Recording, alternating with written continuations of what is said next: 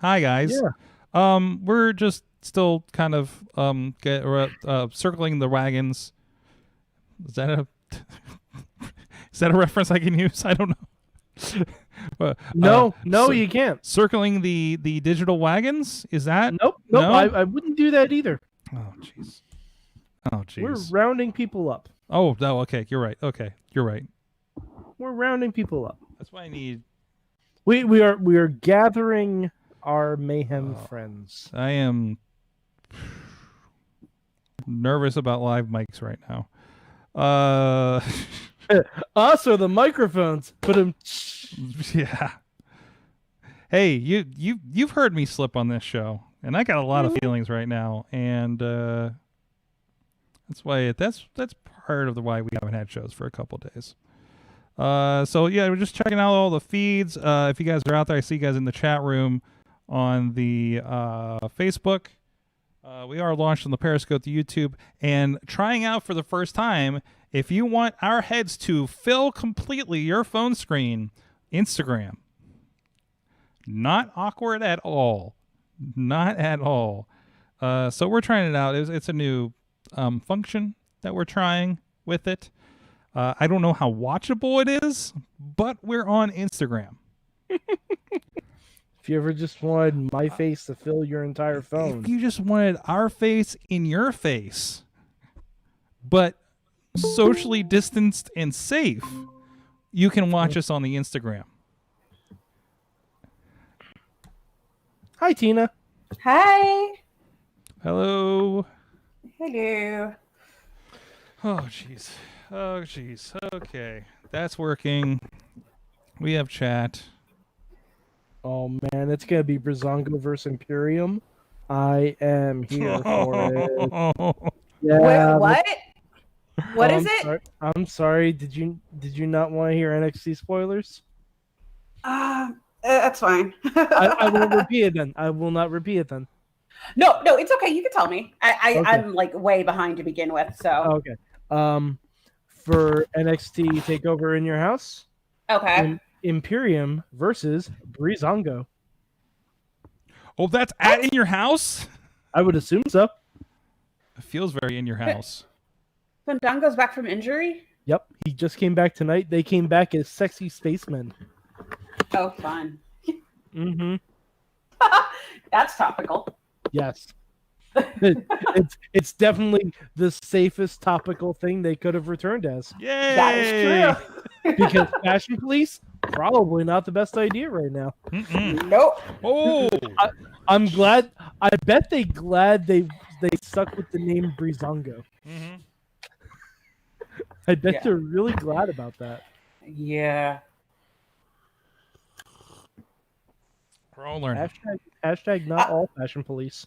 I apologize for being late. I just walked in the door. It's fine. You're fine. I had people who were trying to line up, and I forgot that they were doing wrestling in West Virginia, an hour away from Pittsburgh. So we're all over the place. We're scrambling. Hey, Sorg, you want a Lego update? While we're here, hey, we're waiting for people. That's cool. Yeah. Hold on, we're gonna Lego update right now. What is up? So I've been building a new set. It's the Hogwarts Clock Tower. Oh, let me pull you full screen so you can show off there a little bit. Let me pin you as well. So this is the first set. It's also the scene for the Yule Ball. So you put characters on there, and they'll dance. Oh, nice. And there's also it's right next to, for some reason, the prefect's bathroom, where a naked mermaid smiles at you while you're bathing. Huh. Which, I mean, I'm pretty sure we've all dreamed about at some point in life. And Dumbledore's office. Huh. And you can tell it's Dumbledore's office because it's got the pensieve right here. There are no memories in it, though, as far as I know. And there's the Sword of Gryffindor right up top. Nice. Yeah, it's pretty great. Nice. Okay, this new layout of Facebook is messing with me. Wait, what do they do? Which platform? The web one. Okay. Yeah, it's been getting wonky. To be fair, what hasn't been getting wonky? Just don't throw me software updates in the middle of everything right now. Oh, did you? I'm sure this is probably going to be in the show. Mike, did you see my theory on your Twitter? I didn't know what that meant. I was going to ask you. You know what? I just figured it out because I kept wanting to say something about I don't know flags, and there's this like I know what we're talking about now. It finally clicked. Oh, is that Rusev? Yeah. Okay, that makes more sense. Because he was the only one that they didn't show. But still, it hasn't been 90 days for any of them. So no, but it will be once Slammiversary comes. Oh, real? How far away is Slammiversary? July 18th. Shit. Oh, right. So fun fact that was pointed out. That is apparently John Burton, who I believe was a radio DJ here in town, and we worked with at RWA like years ago. The news guy that was announcing the story. Oh, cool. Musical guest, Dave Podner. Hey guys. Hey, Dave. Hey Tina. Hey, can you hear me okay? Yeah. Okay. Hold on, I need to unpin Mike so I can see anybody else. There you are. Okay. Sorry. No, F-bombs are fine on this show. You know that. Come on. I'm getting constant alerts from our transit system. Buses are shut down. Actually, I started getting them this afternoon. Buses were shut down at like 4:30, going into and coming from Seattle. So there's no service going to or coming out of downtown. You're having one of those nights again. Since Friday? Yeah, since Friday. I was going to say, since April? That's really, yeah. Tina, Yes. are you going to be so happy when you're not on ground zero for world events any day now?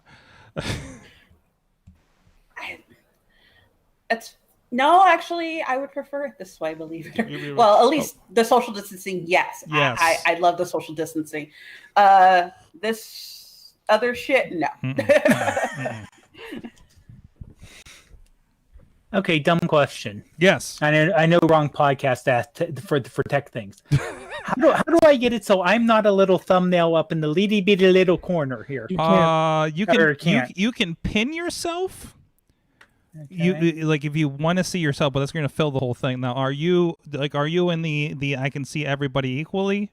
Yeah. Screen. Yeah, I got a forward square here. Yeah, there's not really a way to pull you into that unless you got another plugin for like Chrome, which has been weird. I was also just told make sure there's nothing messy behind you. Oh, we missed our pre-show. Well, I don't think anybody saw our pre-show for AwesomeCast where Matt was asking about like mess in the background, and Mike went and just pulled his camera and showed the pile in the corner, just off camera. She's like, "Oh no, I don't know anything about that." Wow, Lego asked stores to stop advertising police and White House sets. I love it. gosh. I love it. I'm gonna buy another Lego set just because of that now. Just because. Oh boy. Okay, so what is? I know you brought me on here for a specific reason. I have no idea what that reason is. I don't know what's happening. What do you? So okay. We're in pre-show. Everybody's here. Now I want to have kind of at least edge of wrestling conversation about what's going on. We are going to talk about what did I say, the Jeff Hardy thing. Somehow we're going to talk about that striker guy. I think. But we have to. Because there's a lot of problematic things that relate to what's going on in the world of pro wrestling. WWE statement is a thing, and everything like that. Like that needs to be like that's the wrestling. Fully wrestling, like that's news at the backstage last night. Having I missed that. We also the CM Punk thing. CM Punk. But because he made news, but I actually went through and I just went through their Twitter and listened to clips. But like there was a good like minute and a half, 2 minute clips of what he said, what Booker said. I don't know if I think there might have been one from Mark, but I don't think I listened to that one. But But yeah, no. So like that as a whole, there. I know you were sharing some resources like you just shared with me here. I'm hoping Matt comes on because he was really fascinated with wrestling activism Twitter over the weekend. So I'd love to have a conversation about that. Because like certainly there's like there's at least in the independent scene there's absolutely. I to be quite honest, there's a huge surge in independence. Oh, by the way, it's not that it's surprising at all. Hall of Famers and other acting like a POS. Oh, Sonny? Thank you. Okay. Yeah. Oh yeah. You know, and it's it's only a matter of time before she gets arrested again anyway. Yeah. No, what made it so bad? I think it was her cyberbullying comment, and I just said, just politely, please stop. And that post was deleted entirely. Good. There's the Linda Hogan. There's the apparently God. people are. I'm just like, let's not get into it it too much, but like AEW is banning people from shows, so other promotions are like, this is a thing we can do. Hold, step back. Step back. They're banning two people who would never be there in the first place. One person who is using the fake last name of her ex-husband. Yeah, let's get into the weeds on that a little bit. Let's not paint Tony Khan as some kind of saint when they still have Jake Hager on their program with all the bullshit he's said. And JR. Yeah, out there calling people Orientals. Like okay. Let's have a discussion on the show, at least in some form. I will preface the most disappointing statement has came from Jaxson Ryker. But absolutely. He kind of Yep. set the bar on that one. Yeah. He doesn't set the bar. He lowered the bar. Thanks. That was genuinely hurtful to me. Yeah. I don't know him on a personal basis, but yeah. Anybody who saw anybody who saw the response, yeah. There's a lot of reconciling on multiple fronts that we need to do, and I'm gonna break a lot of rules. I love that he immediately got called out on. Yes. By like everybody in this business, like I think I loved Mustafa Ali's response to that. We'll get into that. We'll get it. We'll do this. Leave it for the show. Leave that for the show. Leave it for the show. But yeah, I'm agreeing with this. I don't think it's be good enough for the show. But I'm agreeing with Mad Mike's like me saying, "Oh, that luxury car. I will never buy a Cadillac or I'll never buy a Lexus because I'm not going to buy one anyway." Yeah. Tina, I am not getting Hey, video. you know what? Guess what, Sorg? I just banned Linda Hogan from our show. Oh, good. Boom. No, thank you. You know what? I allow you to do that. I banned Hulk Hogan from our show. Boom, roasted. However, I still am expecting a run-in from Charlotte Flair. Yeah, she is on every show. She is on every show. Although she might be busy tonight. We're usually on Tuesdays. That's right. Tina, I'm not getting video from you right now. Nope, that's because my camera shut off. That's why. That's right. That's right. Just doing the preparation. Okay. And I'm gonna go get something to drink. I'll be back in half a sec. Oh, okay. Nope. Yeah. All right. Anybody else need to hydrate? Anybody else need to hydrate? Dave is such I got my coffee on. He said half a second. It's been at least 5. I'm ordering dinner right now, so there we go. Perfect. Because by the time we get the show done, it'll still be freaking daylight. So apparently Google Meets added a clock to it. So like I know exactly what time it is where Tina is because it's right there above Mike. So if I went like this, yeah. Oh no, over a little to your probably your left. No, the other way. Yeah, there it is. Yeah, what time is it, Mike?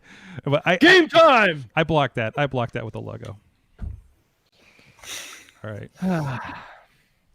Okay. Well, you're hydrated. Tina's ordering dinner. Yeah.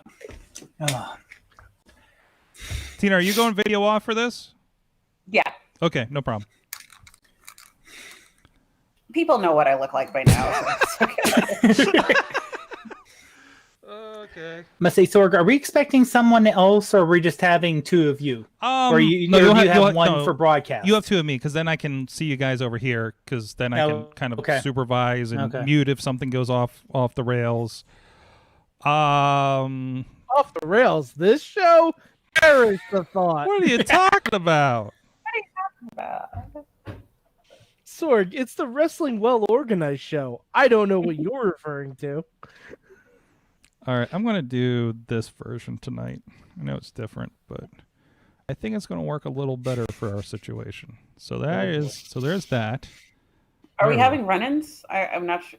I wasn't sure. Potentially. The invite has been put out there. Okay. So we'll see where we're at. Sorry, sidetracked. Wrestling's in West Virginia now? Yes, because there's no commission. Okay. So our friends at Black Diamond have started doing something of a 3-camera shoot apparently on Zoom, and then streaming that to Facebook, and taking donations for it. They're doing. A lot of people are watching, and our friends in Real Shoot Wrestling are also doing the same thing. They've done 2 of them. They're calling them cleverly "Stay in Your House." They've been. Oh, I get it. Yeah. Well, they were working on that since WrestleMania weekend until it became 2 days. So that's been happening as well. So our friends, that's why some of the people I've invited haven't been on tonight, because they're coming back from West Virginia right now, because they do their show at 6. So there's that. We can also talk about wrestling in Pennsylvania as an issue, potentially. You guys were mentioning about that and about the testing. I actually wanted to touch on that because I was in quarantine for like the past week. Yeah. I had flu symptoms, so I can share like how I got my testing done. Let's definitely do that. This is going to be a very topical Mayhem show, guys. And I am going to pepper in some dick jokes. Okay. So, I mean, that's kind of that's our baseline. Like, you got to keep us. Be warned, if you leave that's what she said out there, I'm gonna pounce because, god damn it, I need to laugh. Yeah. All right. Right? I'm gonna make an attempt at a statement at the beginning of this, guys. Sorry, let me turn off my phone. No problem. All right, you guys ready? Yes. Oh, sure. As ready as we can be, right? Oh, yeah. All right. About so. Oh, yeah. All right. Oh, yeah. All right. You betcha. All right.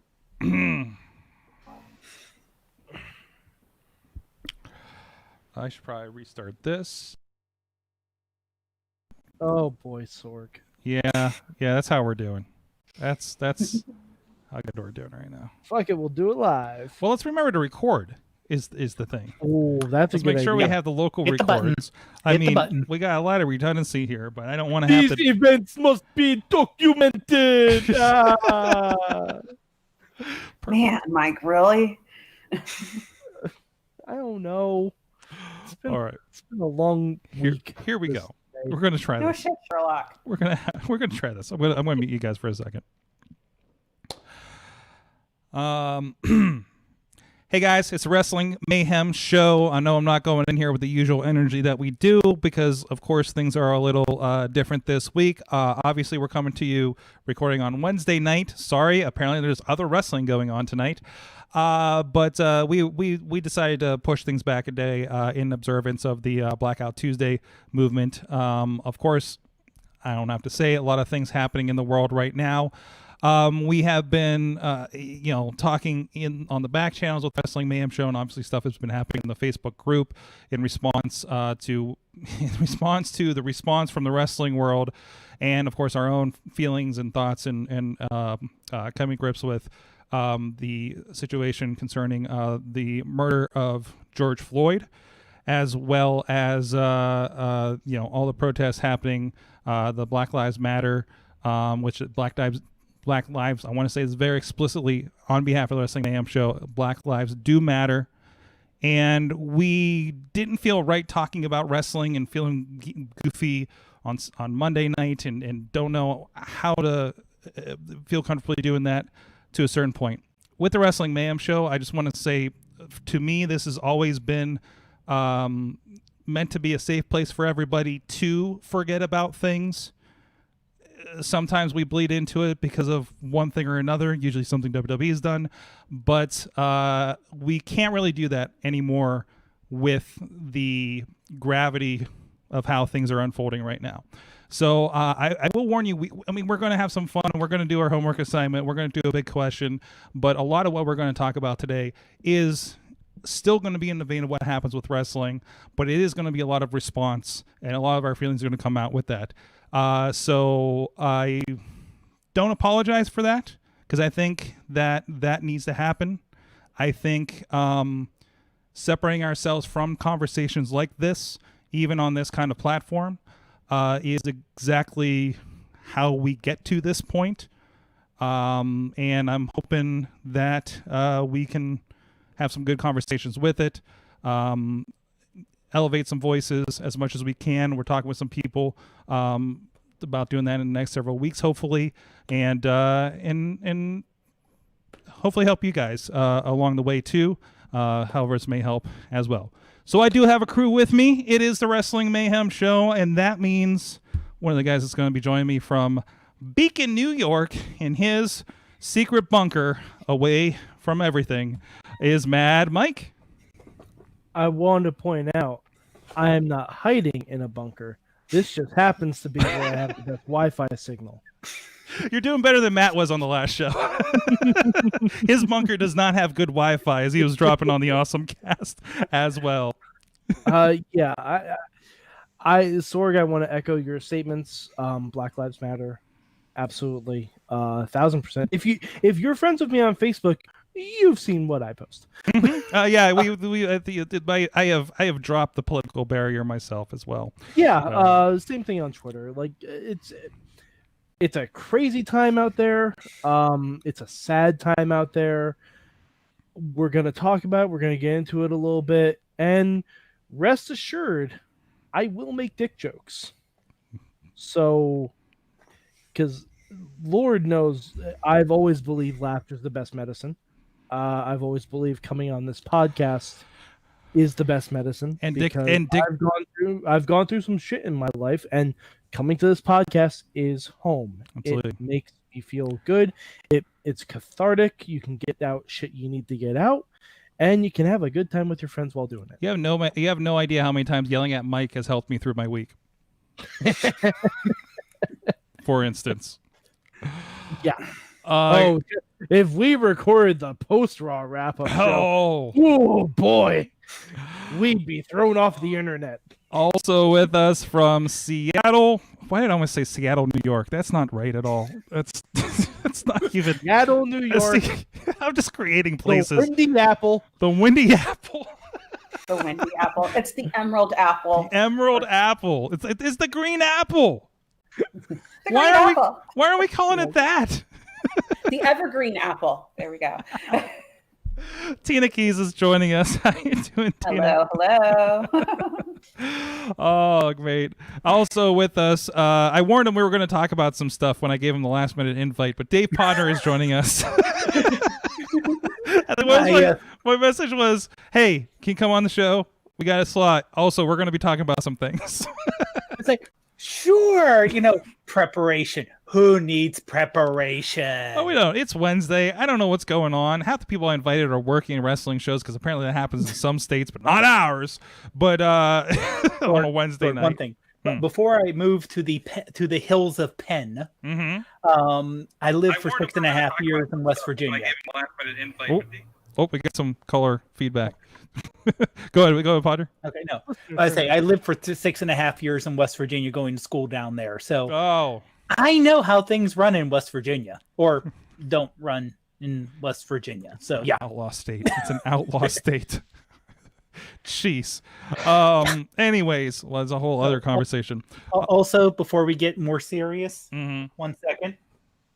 Oh, here he goes. Oh, he's not on the frame. Here we go. And cats. Cat butt for Bradley. Yes. Yes. Butts for Bradley. We know he's out there. We know he's out there. Thank you for that. Thank you so much. Guys, it is the Wrestling Mayhem Show. Real quick version of this, WrestlingMayhemShow.com. Please subscribe to everything. Follow us on all the social media. And we are live basically everywhere at 9 p.m. Eastern Time. Tuesday, typically, of course, making adjustments as things happen. Also, I do want to announce we are, speaking of Bradley, I see him out there. He had been on the Instagram, so he got a really good close-up as that, because Instagram is cropping everything fantastically right now. We're trying some experiments out with that, so if you like the Instagram or need the notification, we're on all those places. Thank you to our streaming partners, nope, they're not our stream partner on this show, but our friends at the 405media.com. Although, go follow Post Industrial. I'll give them a shout out because they're doing really good coverage on everything from the beginning of the coronavirus to the protests over the past week as well. That's not what this show, well, that part isn't what this show's about. Important journalism. That's not us. Also, thank you to our Patreon supporters at patreon.com/Wrestling Mayhem Show. This I do have to get out here, our friends that are supporting this show so we can keep going. Bo Diggity! Woo! Ed Burke, Bobby F. J. Town, and Team Hammer Fist. Our friends at the Poppy Club, Bradley Ruthers, Cat Bust for Bradley, Dave Podner, Daniel Towery, and Tina Keys. Hey, Tina. That's me. That's you. At the Pizza Club level, Doc Remedy and Cal Turner, and at the manager level, OccupyProWrestling.com and Farnsworth Investments. And coming, and we'll talk about this in a second, and coming soon, we're going to figure out which level you too can ban people from the Wrestling Mayhem Show, because apparently that's a trend that started over the last couple of days, thanks AEW. But anyways, I don't even know what to start with at this point, because the world is upside down and pro wrestling still is going on for some reason, and not doing a good job of it. Mike, hi, you're my Mike, you are my barometer of what I should be mad at. Mm-hmm. I don't know. I'm going to let you. What is your first grievance? This is like Festivus. This is like Wrestling Mayhem Festivus right now. Boy. Basically, some people are not good at. We're going to have some positive stuff. We are going to get to some positive stuff that is happening. But where to start? Oh, wow. Damn, you weren't prepared.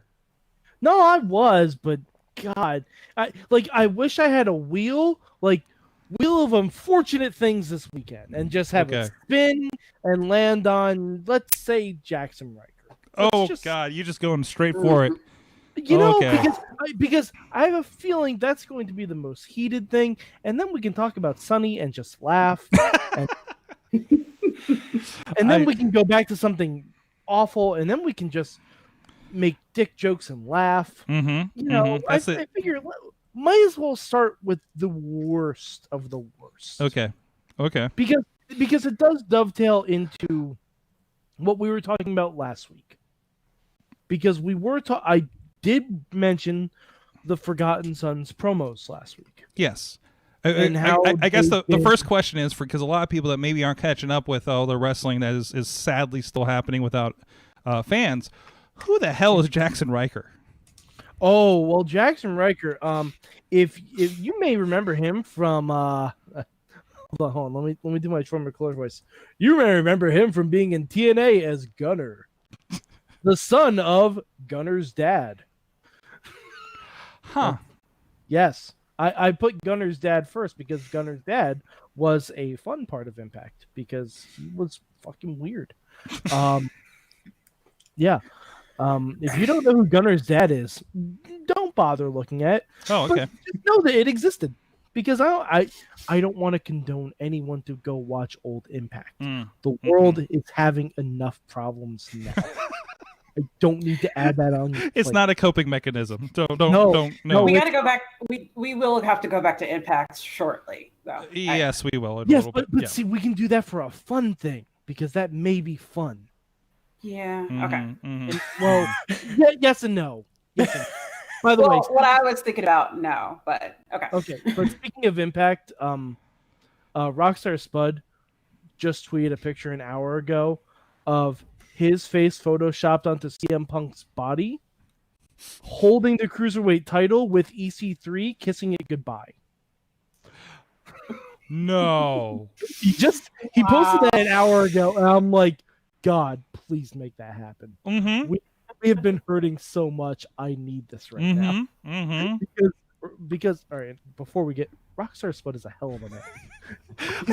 Oh yeah. You're everywhere. You're everywhere right now. Sorg, we have to be everywhere. You know why? Because we can't go anywhere. So I've been in this house a long time. I've gone to Target twice. That's it. Since April. Oh man. It's been Oh, man. rough go. You gotta go to a park or something. I man. have built a literal Hogwarts. Yeah, you did. You actually did. Not out of Lego, out of brick. Oh, No, I'm kidding. don't look in the backyard.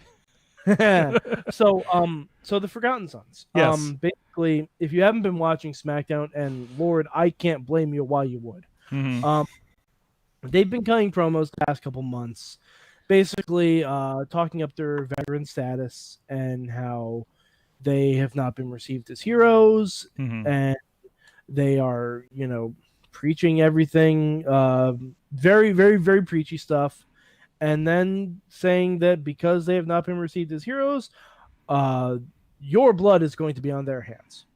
Which, I'm sorry. yeah, I know. Yeah. That's in the promo. Yeah. Okay? Yeah. That's fine. Okay.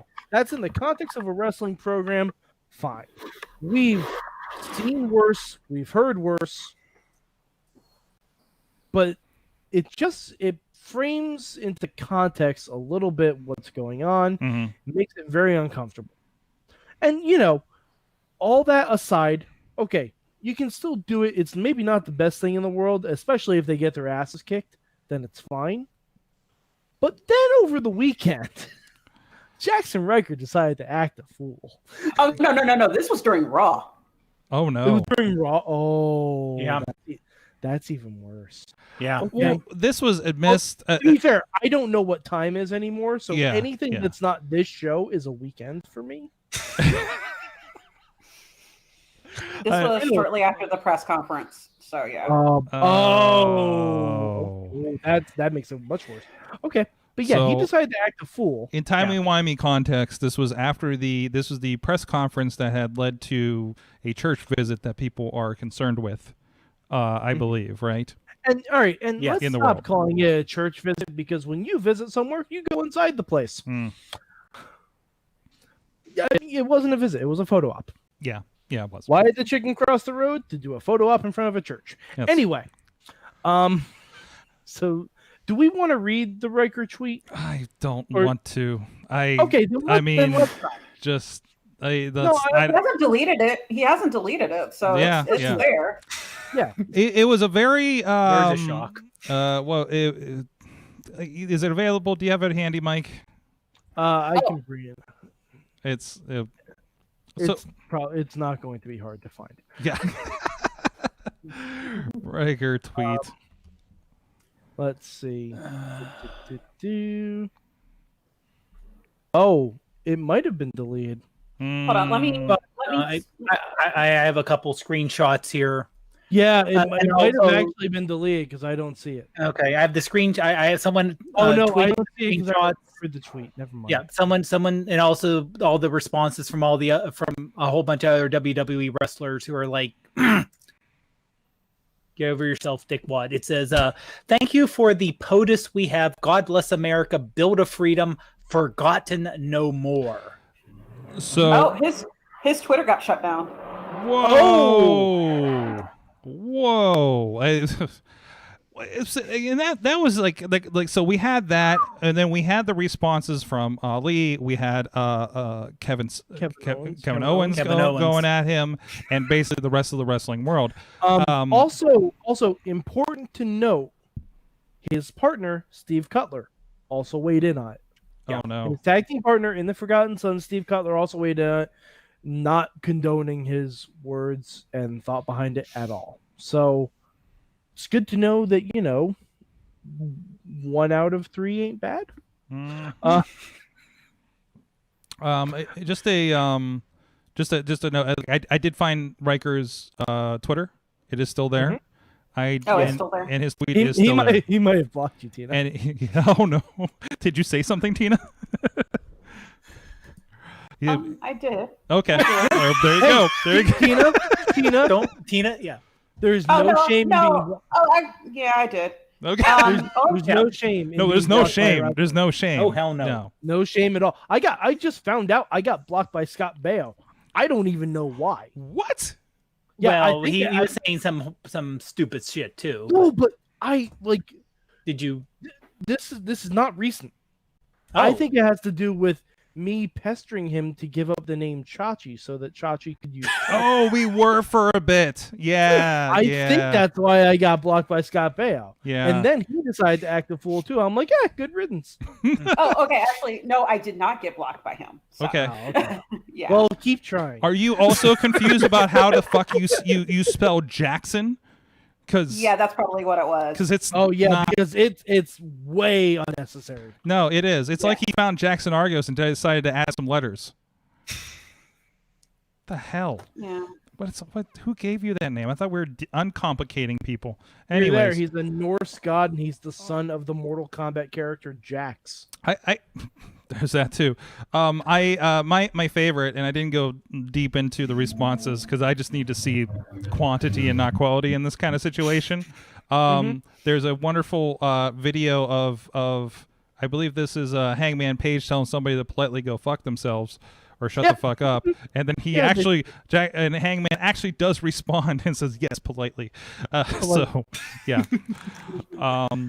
So that was a big thing, and my question is, what do you do in a company like that in HR when your entire company is publicly your entire roster is publicly berating each other on Twitter like that? Definitely had a storyline.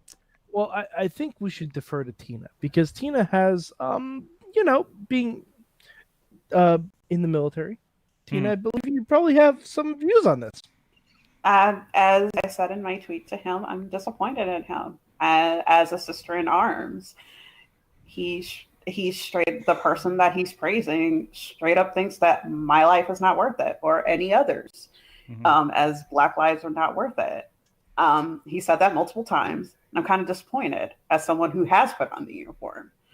I mean, history, I don't want to go into a big, huge thing. Like, it was the same way with both of my grandfathers. My grandfathers were treated less and they also served too.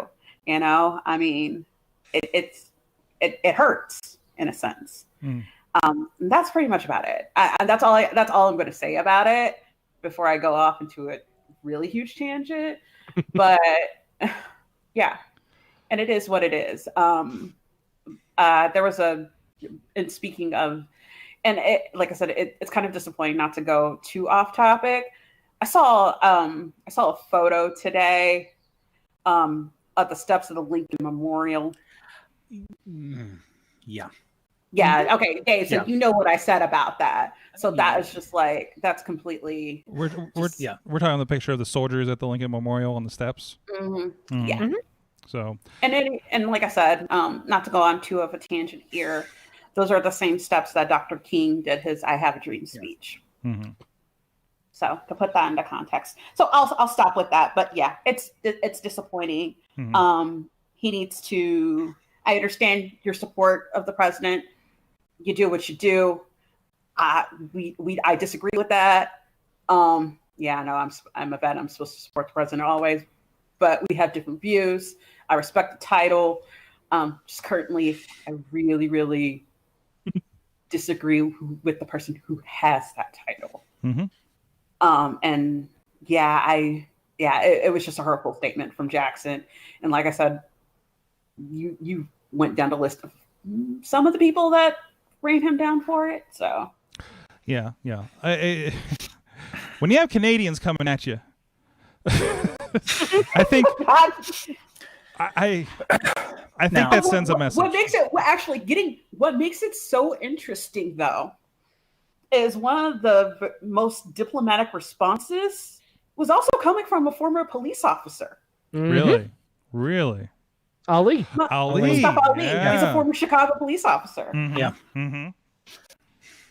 Who's been on record saying the reason why he left was because of the Old Boy Network, where the way he was treated and the way he was trying to do things, and from now never being a police officer, I can't say anything, but from reading his views, he was trying to do working with the community, trying to de-escalate, when he was dealing with people who are like, oh no, you just go in and just bash them heads in, and that's how you really control the area.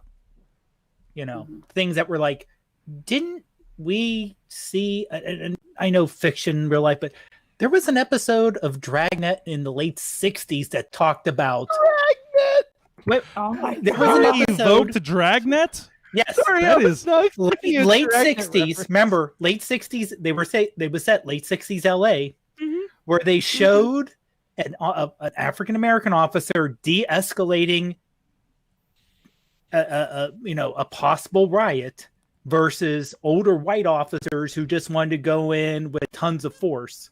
And this is something 50 years old that they were talking about, and Dragnet was pro-cop. This was not, some kind of weird liberal anti-cop show. They worked with the police. This was as pro-cop as you can get, and saying, hey, this is the new modern way to police, where you work with the community and you use de-escalations to prevent riots and not just go in there and bust heads in. I'm like, okay, that was 50 years ago, and apparently nothing's changed. Unfortunately. Yeah. And actually, Rob has a good point too. Because people do it so often. I can read that if you want, Tina. He's saying he's a vet too, and as a vet, he knows that it doesn't really make him more of an authority on anything really, but people play that "I'm a vet" card that make it seem okay to do that and say questionable things. They can just kind of go fuck themselves. So that's pretty much the sentiment. Okay. I knew there were some strong words. I didn't want to make you say them. So, and again, I have a different perspective. My dad was in the service. Mine as well. And my dad was the kind of guy who never played that card. Never played it. And he could have a lot of times. He never did. But it's just not to denigrate anyone's service. It doesn't put you on a level above people. Because you can say that for any kind. You can say that for teachers. Hey, we teach your kids. If you don't have teachers, we don't have education. Or you can say that for nurses and doctors. There's any number of different professions that can say they have a superiority over everyone else. But it always seems like at least the worst instances you see are coming from military. And actually, it's quite funny because Rob and I do kind of sort of have the same sentiment, but you were mentioning with kind of a similar reason why Ali stopped being a cop. I really don't put my status out there just because you look at me and you wouldn't think it. And I think everyone has this kind of they have a preconceived notion of. Yeah, and I think that's the one thing that they kind of forget about, what the movement is in general, basically. Is that everyone comes from all different walks, and all different professions and all different life experiences, but. So that wasn't the only thing. Even though so before we move on. Oh, absolutely. No. The putting military people on a pedestal, because I think I'm 100% sure I'm the oldest one here. Was being born in 1972. That was a reaction from. Now, admittedly, by the time I start remembering stuff, we're talking early 80s, but I had my uncles who were in Vietnam. Yeah. Now, no one treated them the way you see a lot of people coming back from what people told me, but they were not, oh, you came back from service. Oh, here's you see veteran parking space. That did not happen in the 70s. And 80, for multiple reasons, there was a huge change to go from, we saw what happened on the nightly news overseas, what the military did, that civilians see and reacted to, the,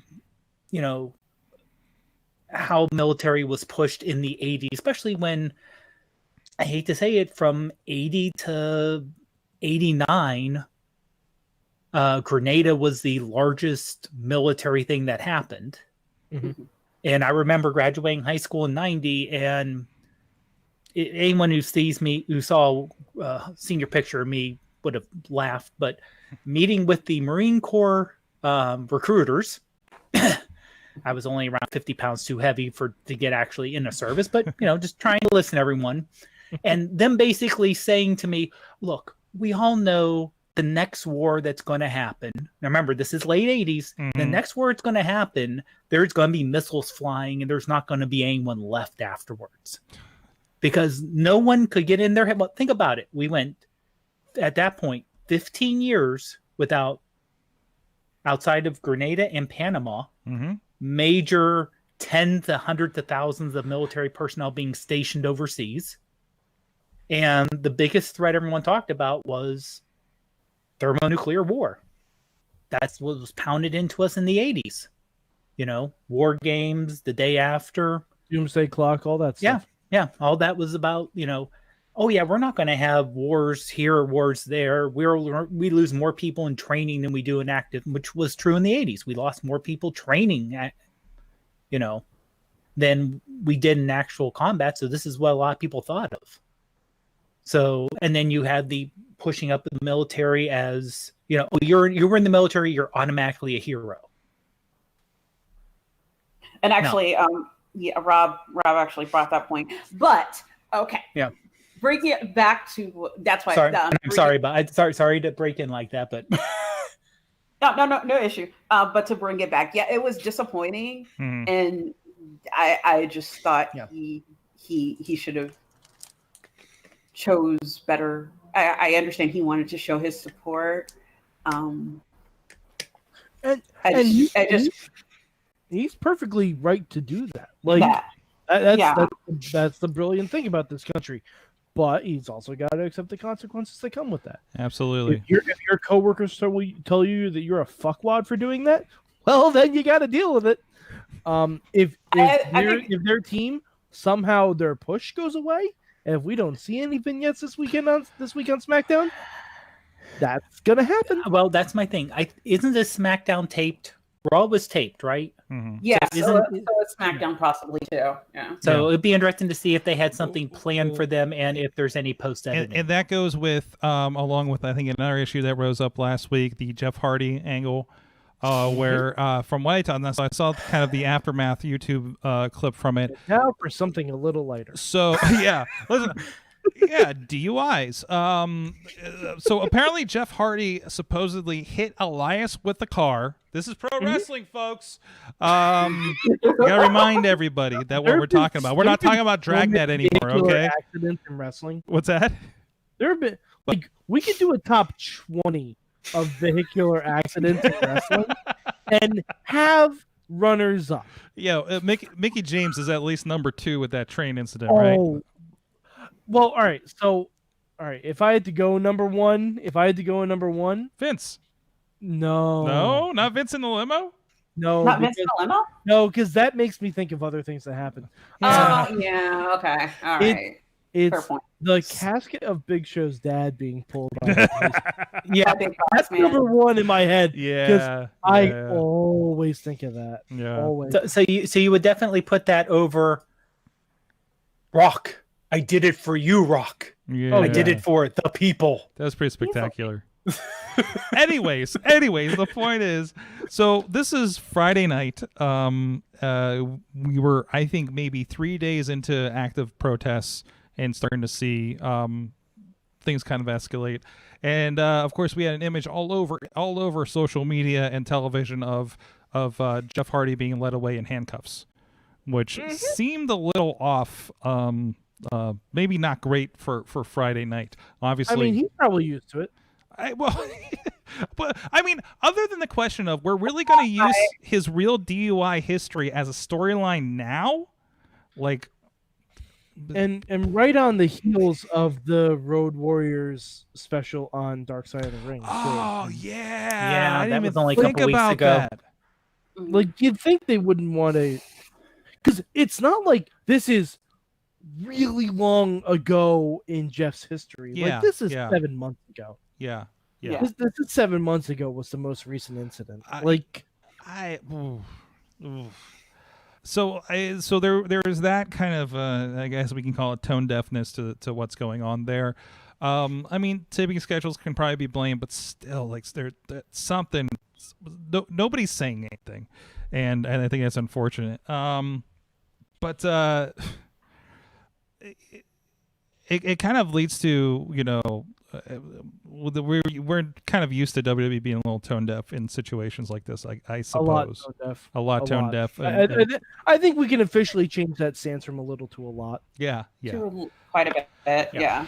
They did come around finally on Tuesday, although I think a lot of companies were coming around on Tuesday in their official responses to everything going on, having an official statement. A lot of them being, justifiably scrutinized for those things, WWE included. Although seeing a little bit, they did have a good discussion, it seemed, on Backstage last night. WWE Backstage, their FS1 talk show. So thankfully we have that to talk about, moving our show back a day. So I mean, it's kind of a give and take there. Generally a tone deaf company, but I'm amazed, and maybe they simply just couldn't, or maybe it's because it's more of a Fox production than a WWE production. I'm heartened a little bit that they let them do a frank discussion on the topic. And we're talking as Renee Young, CM Punk, Mark Henry, and Booker T. So kind of the perfect panel for this, it seems. And there was a few clips that were shared around. CM Punk making probably the biggest news, probably mostly because he's CM Punk. And I think it was the first time he's been on in months at this point. I think before the quarantine for sure. No, he was on a couple weeks ago. He was? Okay.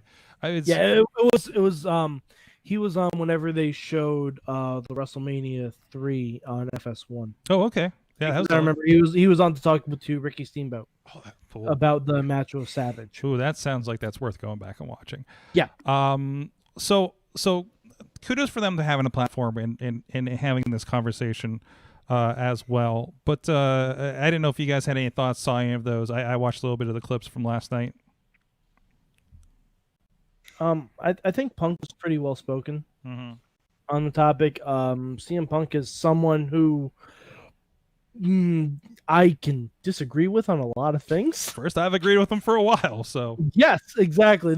Basically, this is the CM Punk that we all kind of remembered and hoped that he was in real life before some things happened after he left the company. It was well said. I think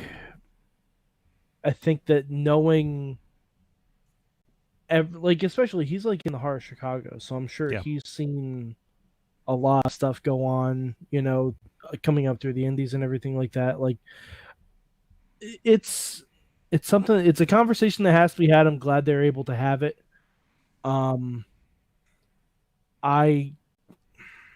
I always wish they could go a little bit more in depth, but for other reasons, I understand why they don't. But yeah, it was a good statement to be made. Go ahead, Tina. And I was going to say, I appreciate what Punk said. He admitted he had no right to tell African Americans how to feel. He was like, look, straight up, I'm just a white guy. I can't tell you how to feel. I can't tell you how to process feelings. All I can do is just share my views and hope to come together with you in some sort of way. And he straight up said that's what we need to do. I appreciate that. I want to see more of that. It's this is going to sound controversial. And I'm starting to see more of that in the industry, just a little bit more. And it was just, I appreciate that vulnerability from him. Absolutely, and I think it resonates. A lot of us are kind of trying to come to terms, with those kinds of things and figure out like what can we do, what can we say, and it is like you don't have to say anything. Like the amplify, shut up, listen is really important right now, I think, in this situation. So,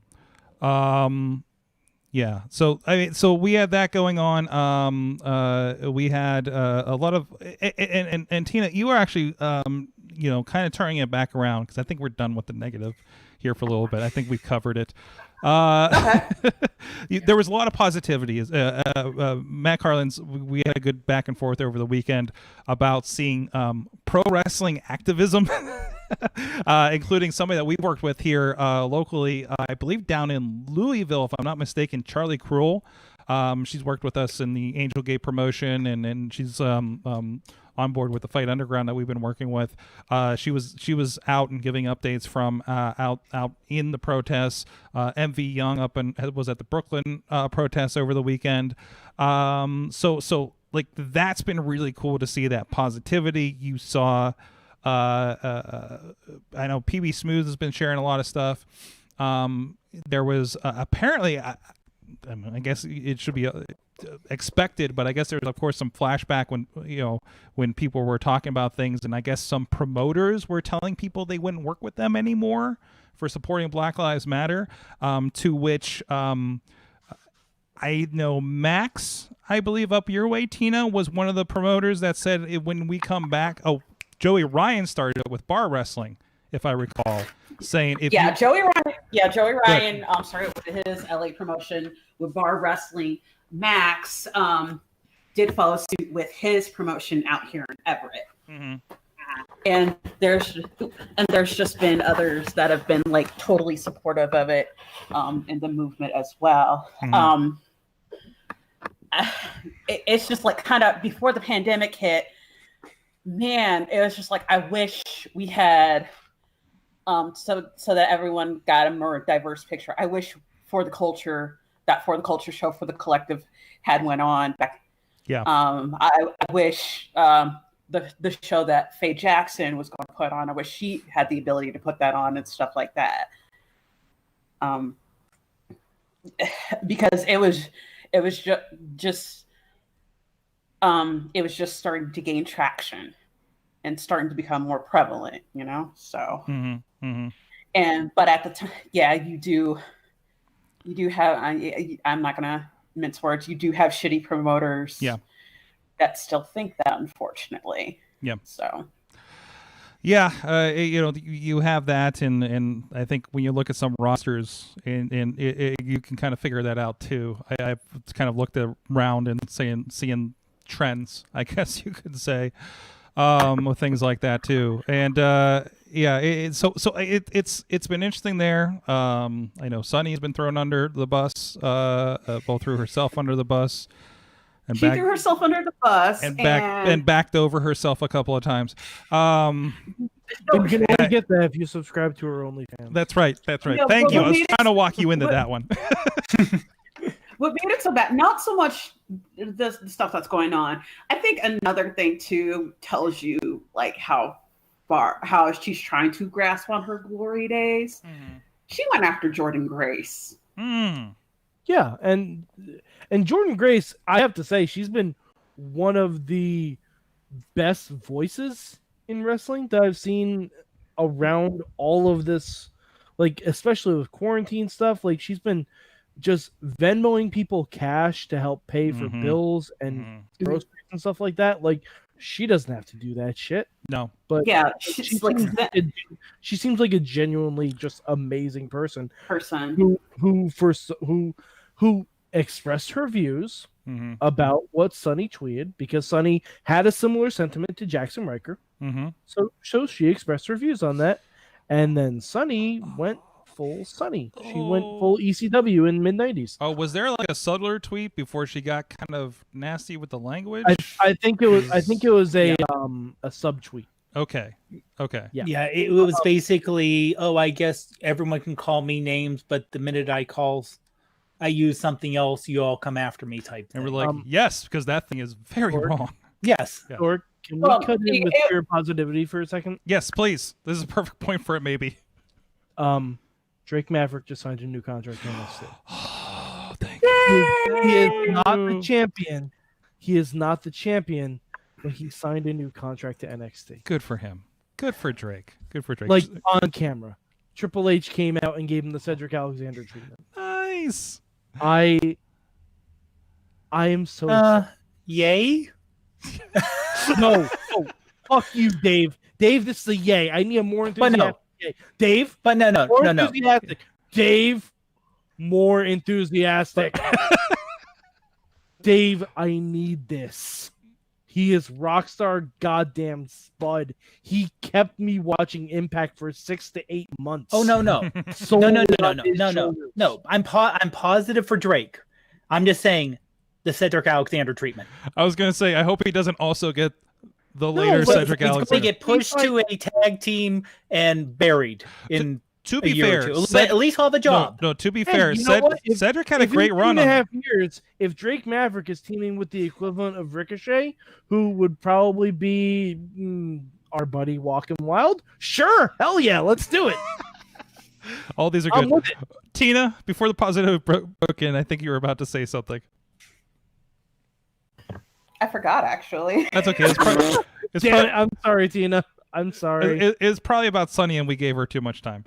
Yeah. She was bearing, not really bearing, but she was just piling on from the stuff that with Hana Kimura and what was going on with her. And stuff. Yeah, that's where the whole she started before. That's why I hate to say it's 2020. You forget that was only like a week and a half ago. I know, right? He started piling on. Well, if she was stronger, I never thought about killing myself. I'm like, 2020 has been a long decade, guys. It's so long. Like I literally today got like a conversation. We're gonna be doing a wrestling with depression conversation with Drake Braddock about wrestlers dealing with depression, and it feels like it feels so long ago. I'm just like, oh man, but we're not tackling all these other issues. But I guess that's why we're here tonight. Just because it's 2020 during the show, 5.5 earthquake in Los Angeles. Wait, tonight? Yeah, just like 20 minutes ago. Jeez. Just pick one. Just pick one and drill down on it. We can't. Hey, at least it's not an earthquake at Yellowstone where we have a super volcano. That's true. Yeah. Positive things. You know what else positive this weekend for me? Seeing Dave on Broadway. No, we're not doing ads tonight. I feel weird doing ads tonight. But it is good pizza. Dave, it is good pizza. I miss it because I didn't get and better doors. What's that? And better doors. Yes, they reinforced them for you, Dave. I have to throw that in. Socially distant. No. Dave Bautista and Titus O'Neil did a wonderful stream. Watched a little bit of it. Also, Dave Bautista, if you're not following him and you have and you are aligned with his ideals, which if you're listening to this show, you probably are. Fantastic. I will say this: I posted a tweet from Bautista on our Facebook page over the weekend, and I need to say this hashtag out loud to make sure that it's still fun. Vote Blue Tista, no matter who Tista. Because God damn it, Mike. Yes. Because Blue Tista is actually a thing. And Blue Tista sounds like the best Doctor Who book the Dr. Seuss book I've ever read. Horton, here's a Hootista. Can you imagine that? And Horton is voiced by John Cena because he did the elephant in the fucking commercials. The pistachio commercial. Commercial. Yes. That's how we get John Cena versus Batista again. Horton, here's a Hootista coming to theater 2023. Related. Apparently, people are calling for Kevin Nash. Related. Kevin Nash for president is apparently trending over the weekend as well. Yeah. Oh man. give me a Nash Batista ticket. I'm signing up. No, seriously. Super Shredder and Drax. Fuck yeah, sign me the fuck up. Yeah. I mean, Nash got to work on his grammar a little bit on Twitter, but damn it, it's been pretty great. Shit. It's been a weird week. It's been so many levels. I'm telling you, I just need to laugh and vote Blue Tista no matter who Tista just made me chuckle to myself for 25 minutes. And can we just give props to Titus O'Neil? Yes. He does so. It's quite interesting. He does so much work. Yeah. So much charity work. Yeah. And he opened up a dialogue between community and law enforcement.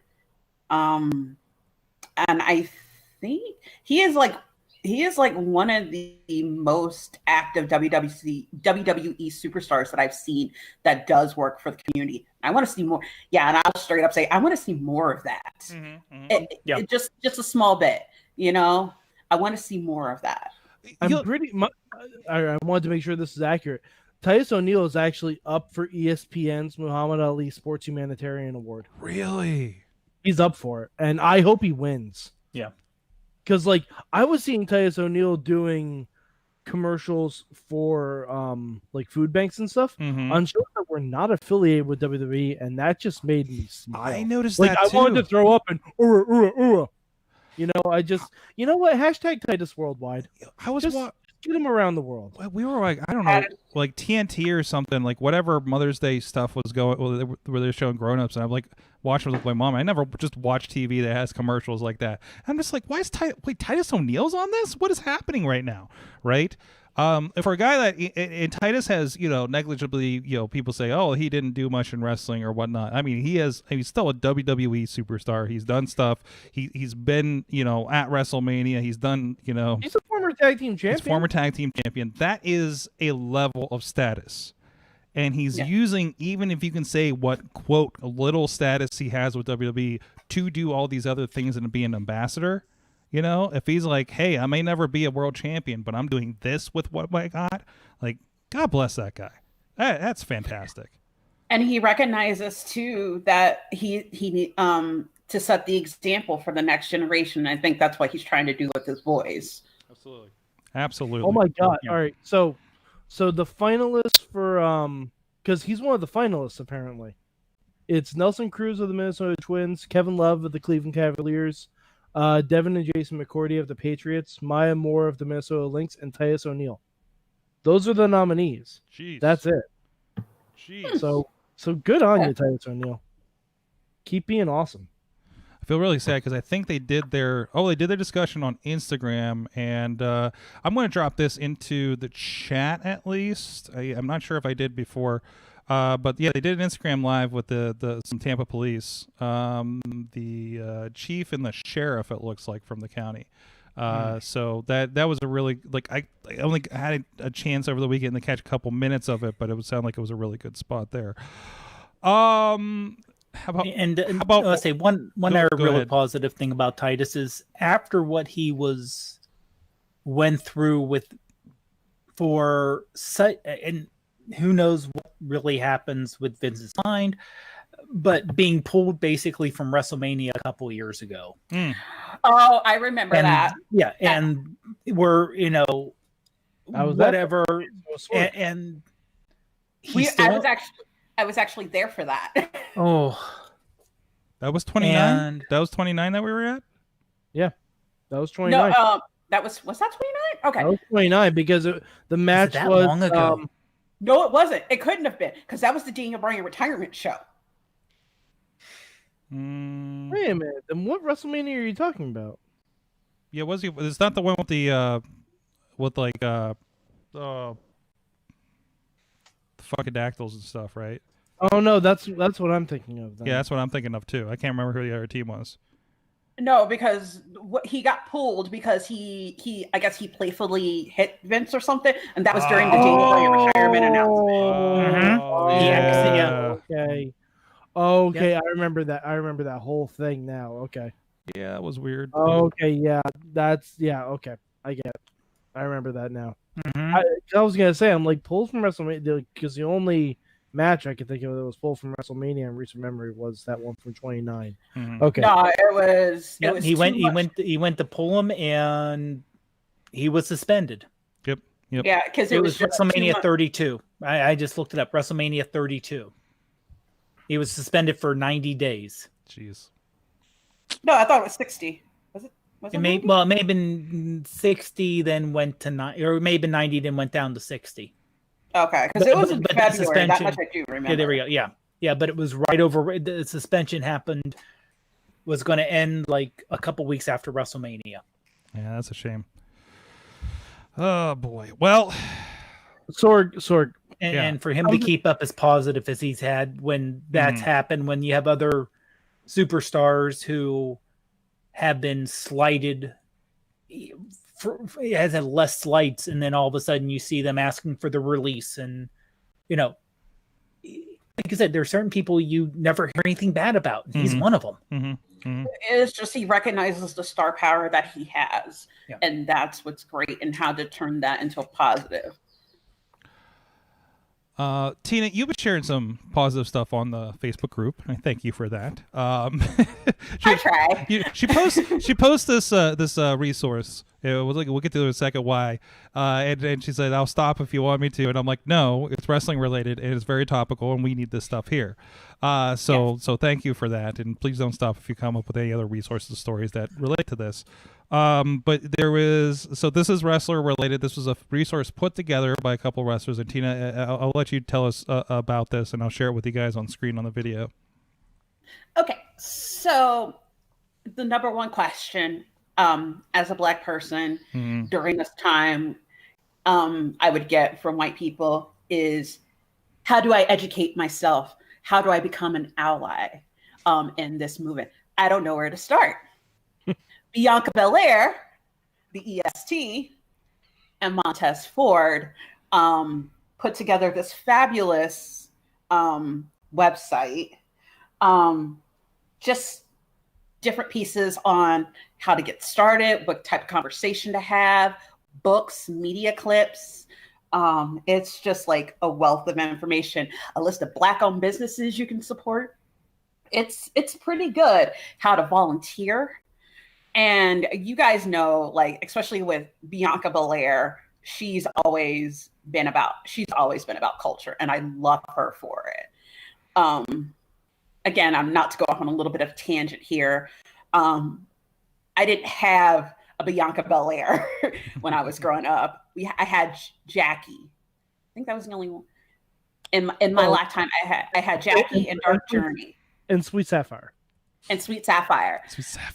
Bianca Belair, Sasha Banks, Simone Johnson, although she's not quite there yet, Kaden Carter, Naomi, and that's just to name a few.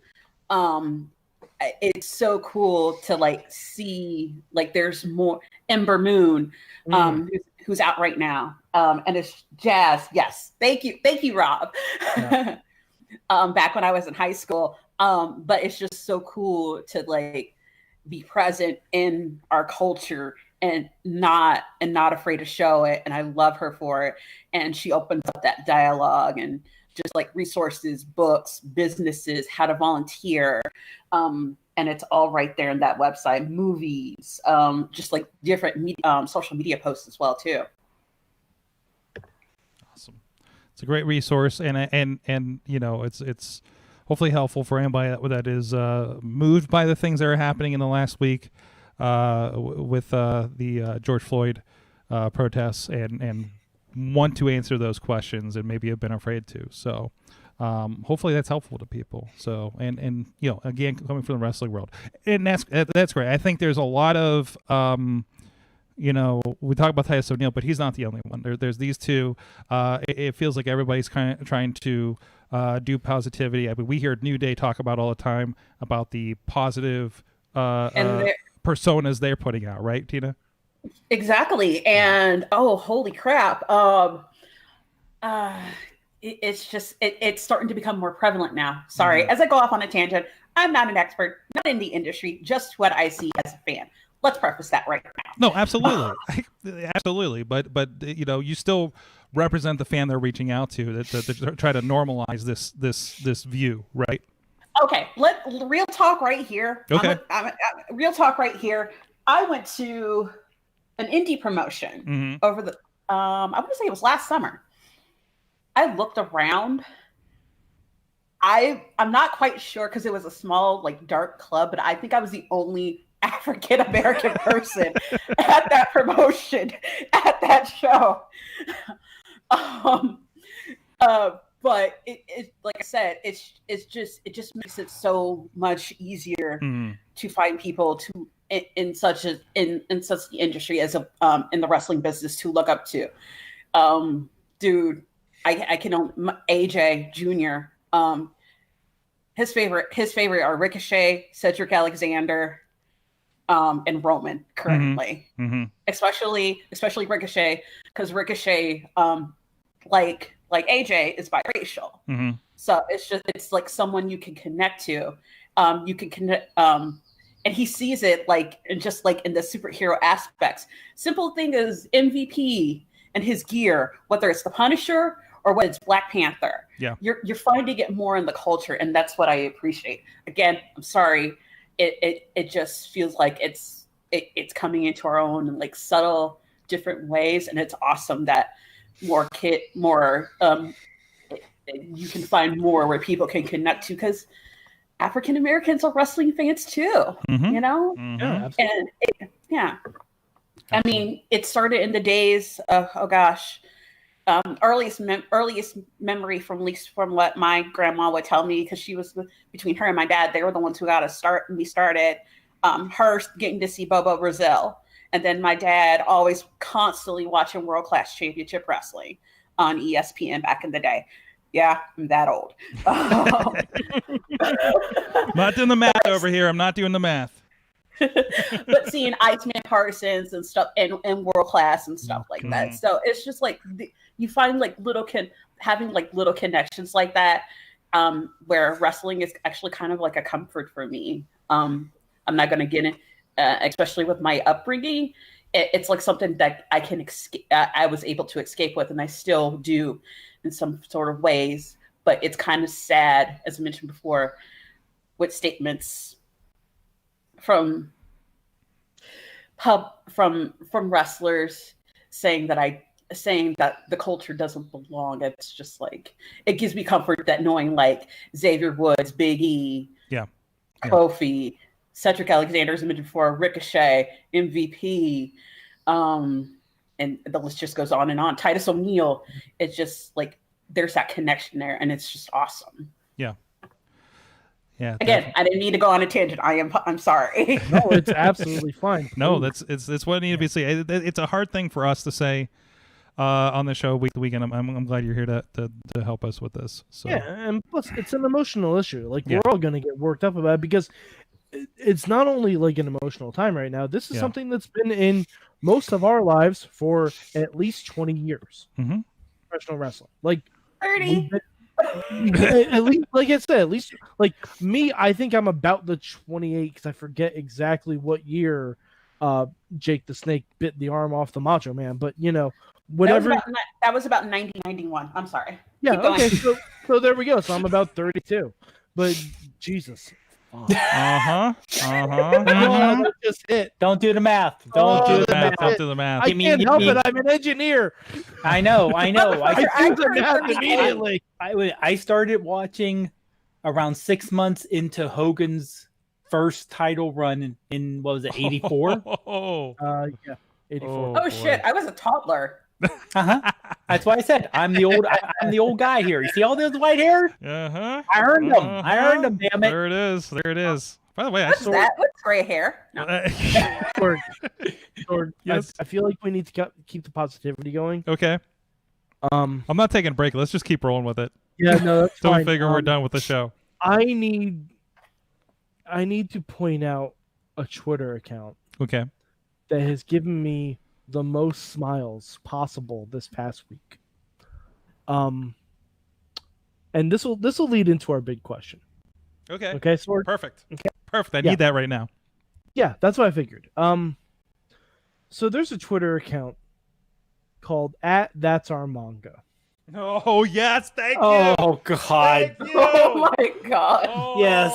Yes. So if you haven't seen this Twitter account, there are a lot of great Twitter accounts on there that use wrestling content and utilize it. Like Wrestling Gifts is a good one. Simpsons Wrestling Memes is a great one.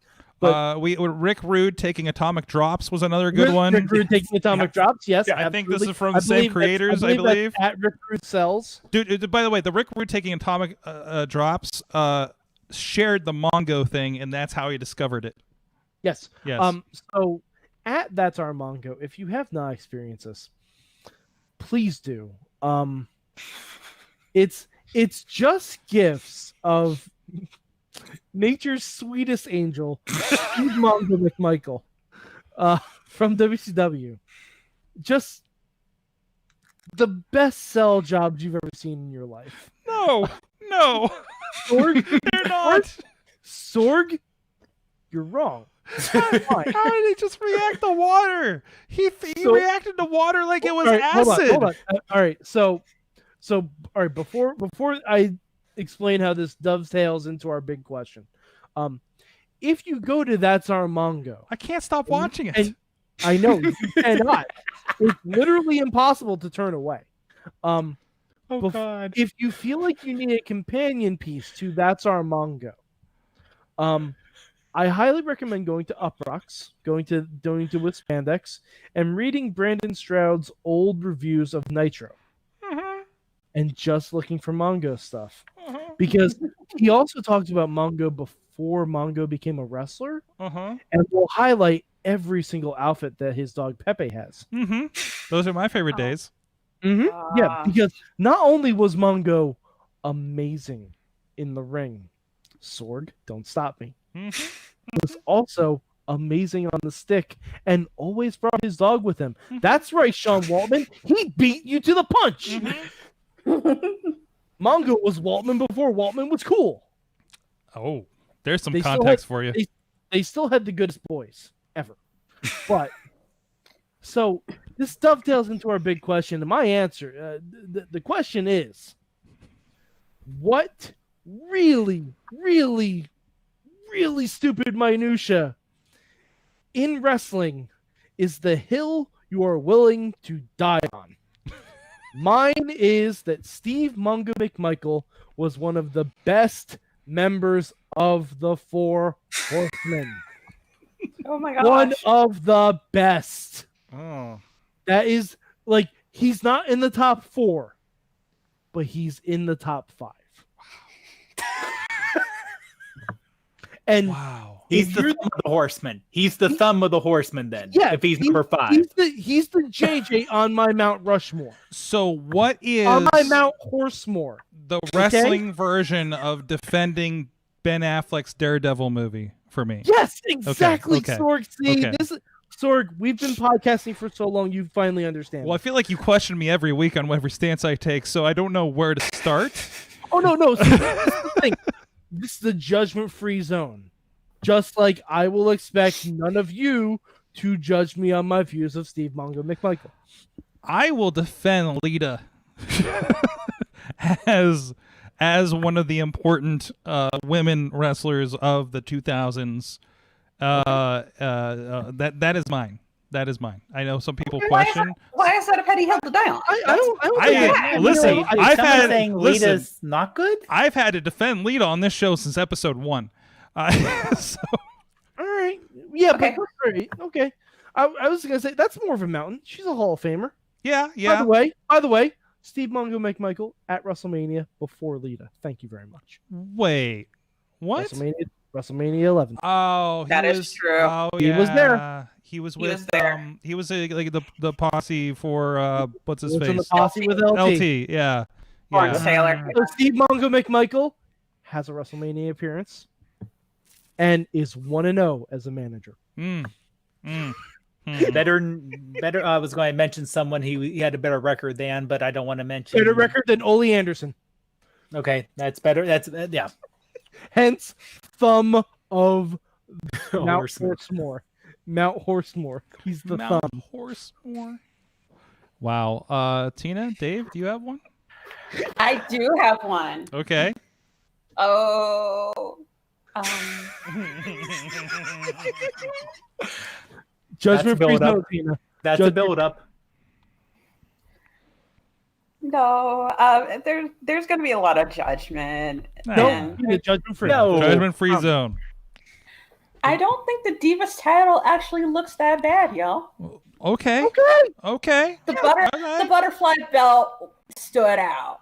Mm-hmm. I don't think it was. Yeah. I don't think it was that bad. I think we did a lot of getting mad for women on this show when we saw it. Like, I think we felt they deserved better. That's mostly because we didn't talk to women. Yeah. I mean, that's. Look at the record. And the cool thing about it was the early NXT women's title was a little bit of a nod to it that I thought was kind of cool. With the light pink, yeah, there are definitely some pink tones in it. But at least the Divas belt was a proper sized belt. Mm-hmm. And it didn't look teeny tiny if someone over 100 pounds actually wore it. Oh, Dave, hold on. Is that shade toward AEW right here? It could be, yes. Lovely.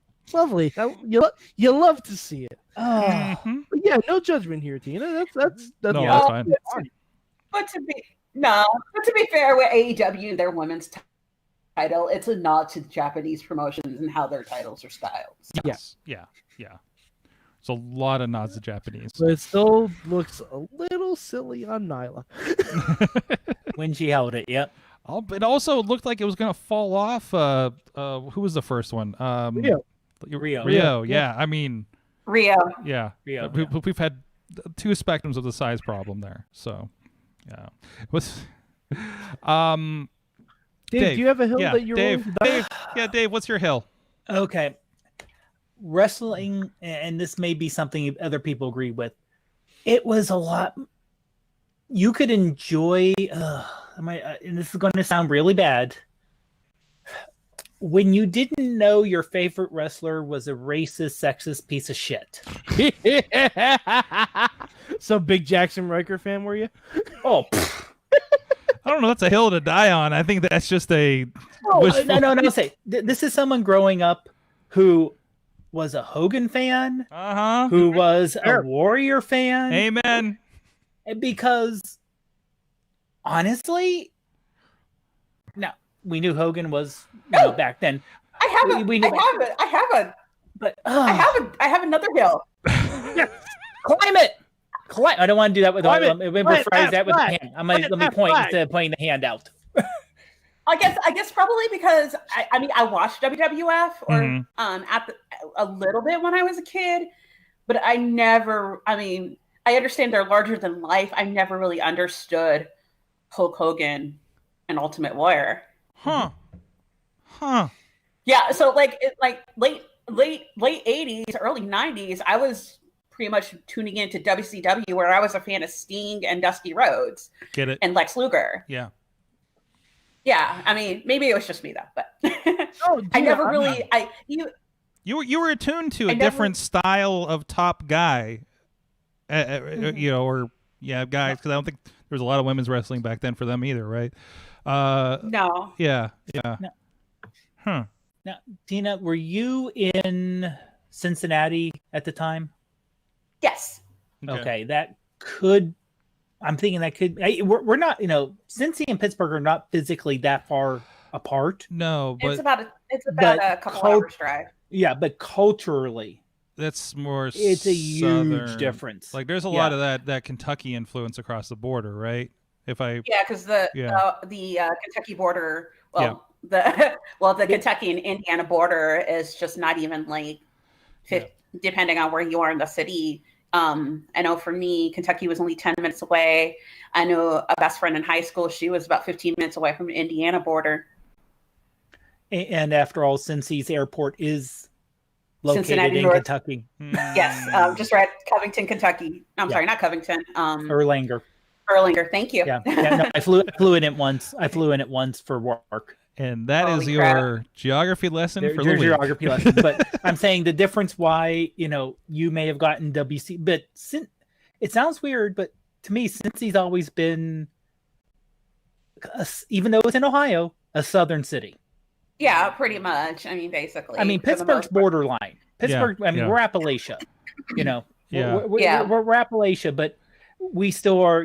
Pittsburgh's closer. You know, Cleveland, Buffalo, Erie, Pittsburgh, which is more of the urban. Which is more of the urban cities, to be honest. Yeah, totally. And honestly, you got and with Hogan and with Warrior, I hate to say, being a teenage boy, you know, they were action heroes. That was G.I. Joe. That was, you know, that they were literally action figures come to life. Mm-hmm. And I remember talking to my friends in middle school. And we were like, oh, no, Hogan's been wrestling for a couple years now, and there's no way you could be on steroids and for this long. We were brilliant teenage boys. Mm-hmm. For you could no way you'd be on steroids for this long and keep up. You would just blow up, and there'd be horrible things happening to you. That he has to be working. It's like, to be fair, you weren't wrong.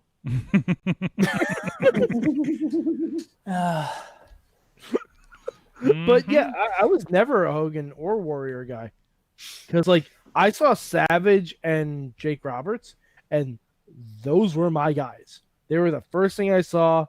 Those were the first heel and face I gravitated to before I even knew what those terms meant. And then after that, I went for people who were kind of like them. So like your Owen Harts, your Kurt Hennings, you know, stuff like that. Like the Rock and Owen Hart was my jam. And then he kicked Brett's leg out of his leg, and I loved it so much.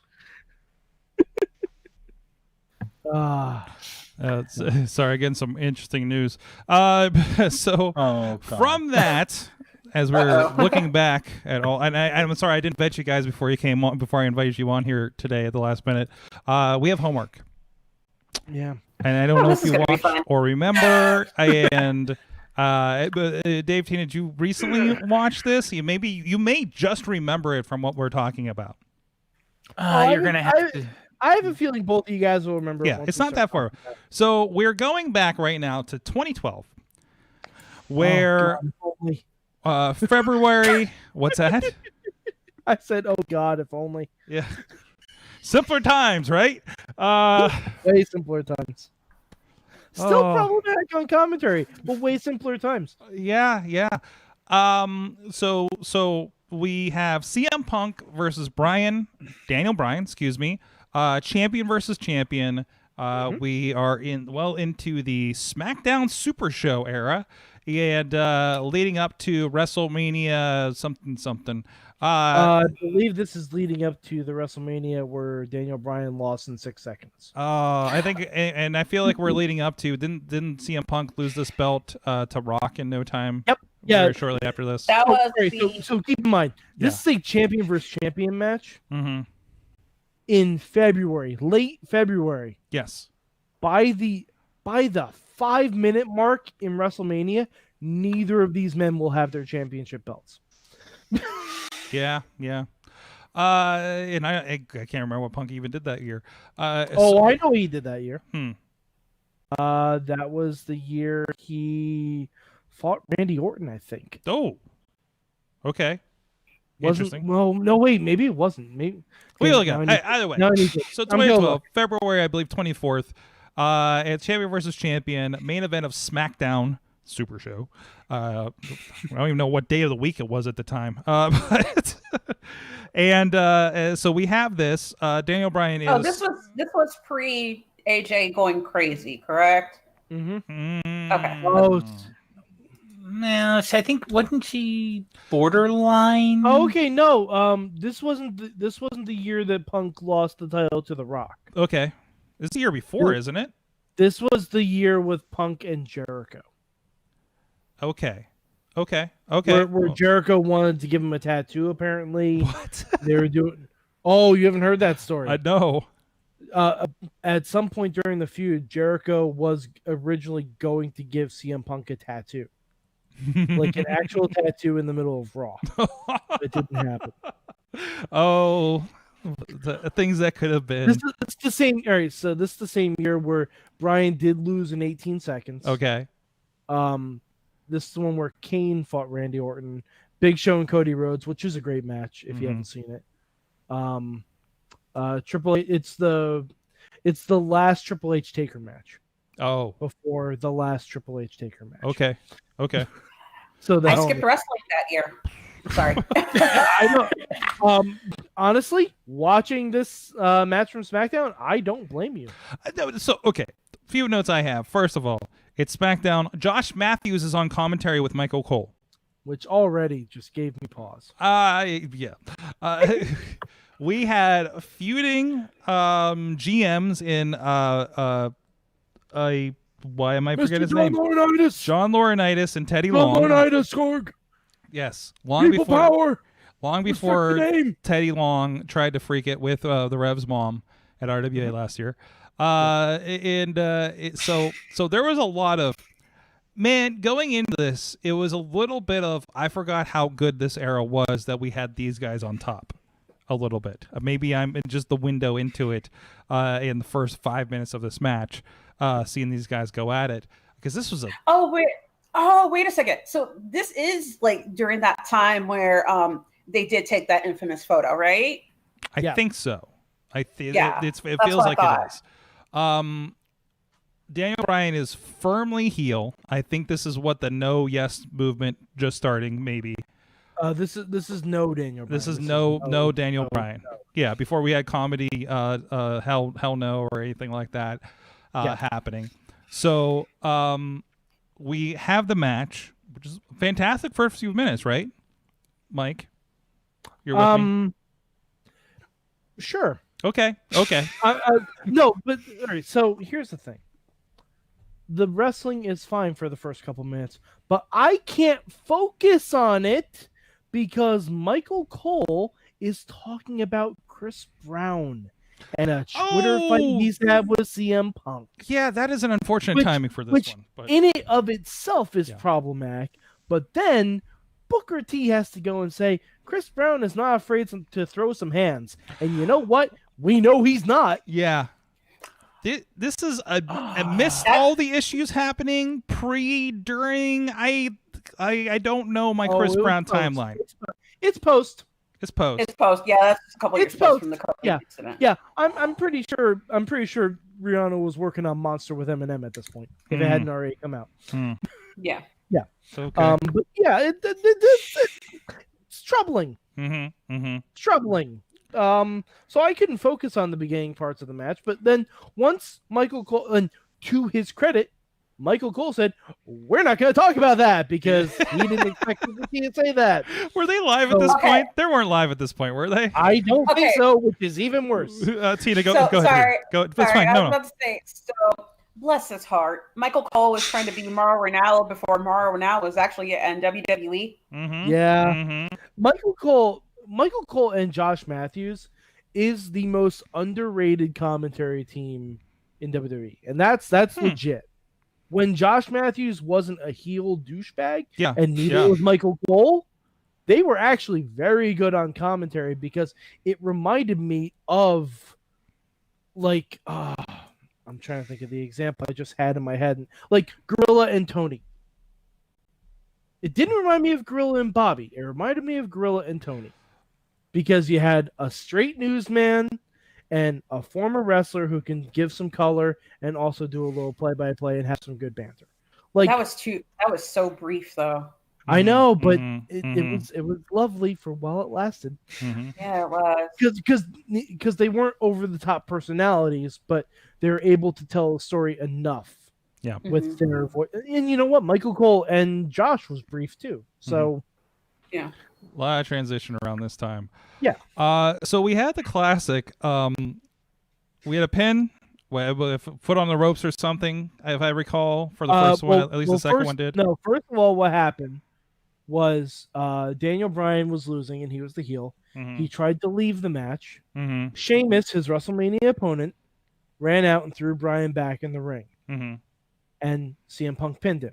And then John Laurinaitis, he came out and said, "Oh no, that's not fair. Let's restart this match." So they restarted the match. And then Daniel Bryan did a roll-up with his feet on the ropes and got the win. And then Teddy Long comes out and says, you're going to go one-on-one with The Undertaker. No, I'm kidding. He didn't say that. He should have said that. He said this match is going to be restarted. So I'm like, okay, fine. We've had both restarts. Basically, he made us watch another 2 out of 3 falls match. And another 2 out of 3 falls match where the finish is bullshit. Because I'm like, okay, maybe now is when we get to the actual wrestling. And nope, double pin. And SmackDown goes off the air. The fuck? Like, Sorg, I was never the best student. But I did my homework. Okay. I don't think I want to do homework anymore. I'm not like the teacher. That's what's gonna happen. Okay. You're having a problem. You're calling out our teacher. I am, because I needed a win today. Mm-hmm. I was sitting down. I was getting ready to watch this match. I'm like, okay, it's CM Punk versus Daniel Bryan. It's about 20 minutes. It's got to be somewhat good. And then, no. It just was not. It was bad. I dare say it might be their worst match they've ever had together. Wow. So yeah. Sorg, this experiment's not going well. Well, either way, let's see how it goes. We got more videos. We got more assignments. I haven't even watched this yet. I don't know what this is going to be, but this is going out to you guys, and I hope that I set everything appropriately, because we're kind of a lot of on the fly. Off the rails on the fly here on this Wednesday night. So if I've done this right, here is your next lesson from Professor Jacob Edwin. No, I hit the wrong thing. That's your tweet. My name is Professor Jacob Edwin. This is Wrestling Mayhem Show's weekly assignment. So, the Diamond Dallas Page story is very fascinating.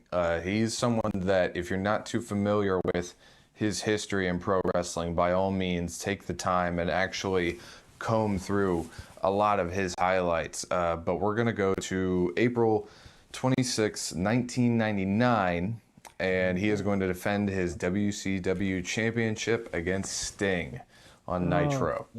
This match is very resemblant of matches that you'll probably see today, in that they're trading heavy blows and some of the biggest moves in their arsenal.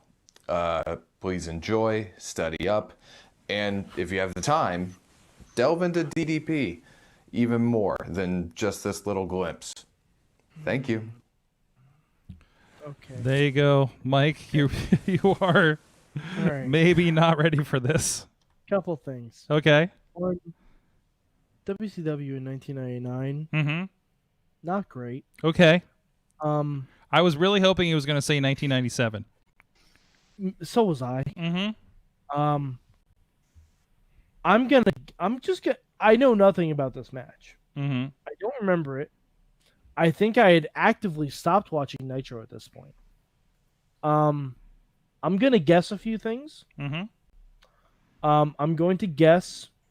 Sorg, all right, let's set the run-in meter at 3. Yeah, that's about what you had on that last match. Technically. Uh-oh. I think you broke Sorg. Okay. What? Oh no! You broke. I think I bumped the internet thing and lost everybody for a moment. So yeah, sorry about that. So Sorg, we will set the counter at 3. Yes. Because I think if you watch WCW from 1999, that's probably an average of how many run-ins there were per match. Okay. Do you want to take the over or the under, Sorg? I'm going to go under, because you know me, I always like the positive. That's fine. I'm going to go over. I'm going to go way over. Okay.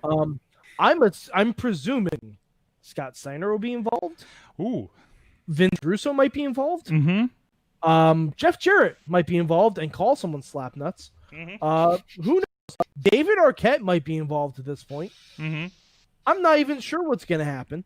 But Sorg, I'm also going to hazard a guess that this match doesn't have a clean finish. I don't think that happened. If it has a finish. You said 99, right? Yes. 99, yeah. April 99. April of 99. 24th. 24th? April 24th, 1999. Scott Steiner. I don't think Scott. No, I don't think No? Scott Steiner would be in there. This is. Mike's right. There's going to be at least maybe 2-3 run-ins because I'm thinking if it's against Sting, it's Wolfpack. Oh, but I think Wolfpack was already dissolved at that point. At 99? Yeah, because you gotta remember, once they split, they splintered quickly. It seems a lot longer in our brains because we were watching it week to week. It didn't last long. They went back to like NWO Black and White Redux with like the finger poke of doom and shit. Oh Like- gosh, I don't. This is spring, right? I'm trying to figure. Yeah, Yeah. I was in high school. I was a senior in high school, so Rub it in, Tina. Rub it in. maybe 8. Yeah.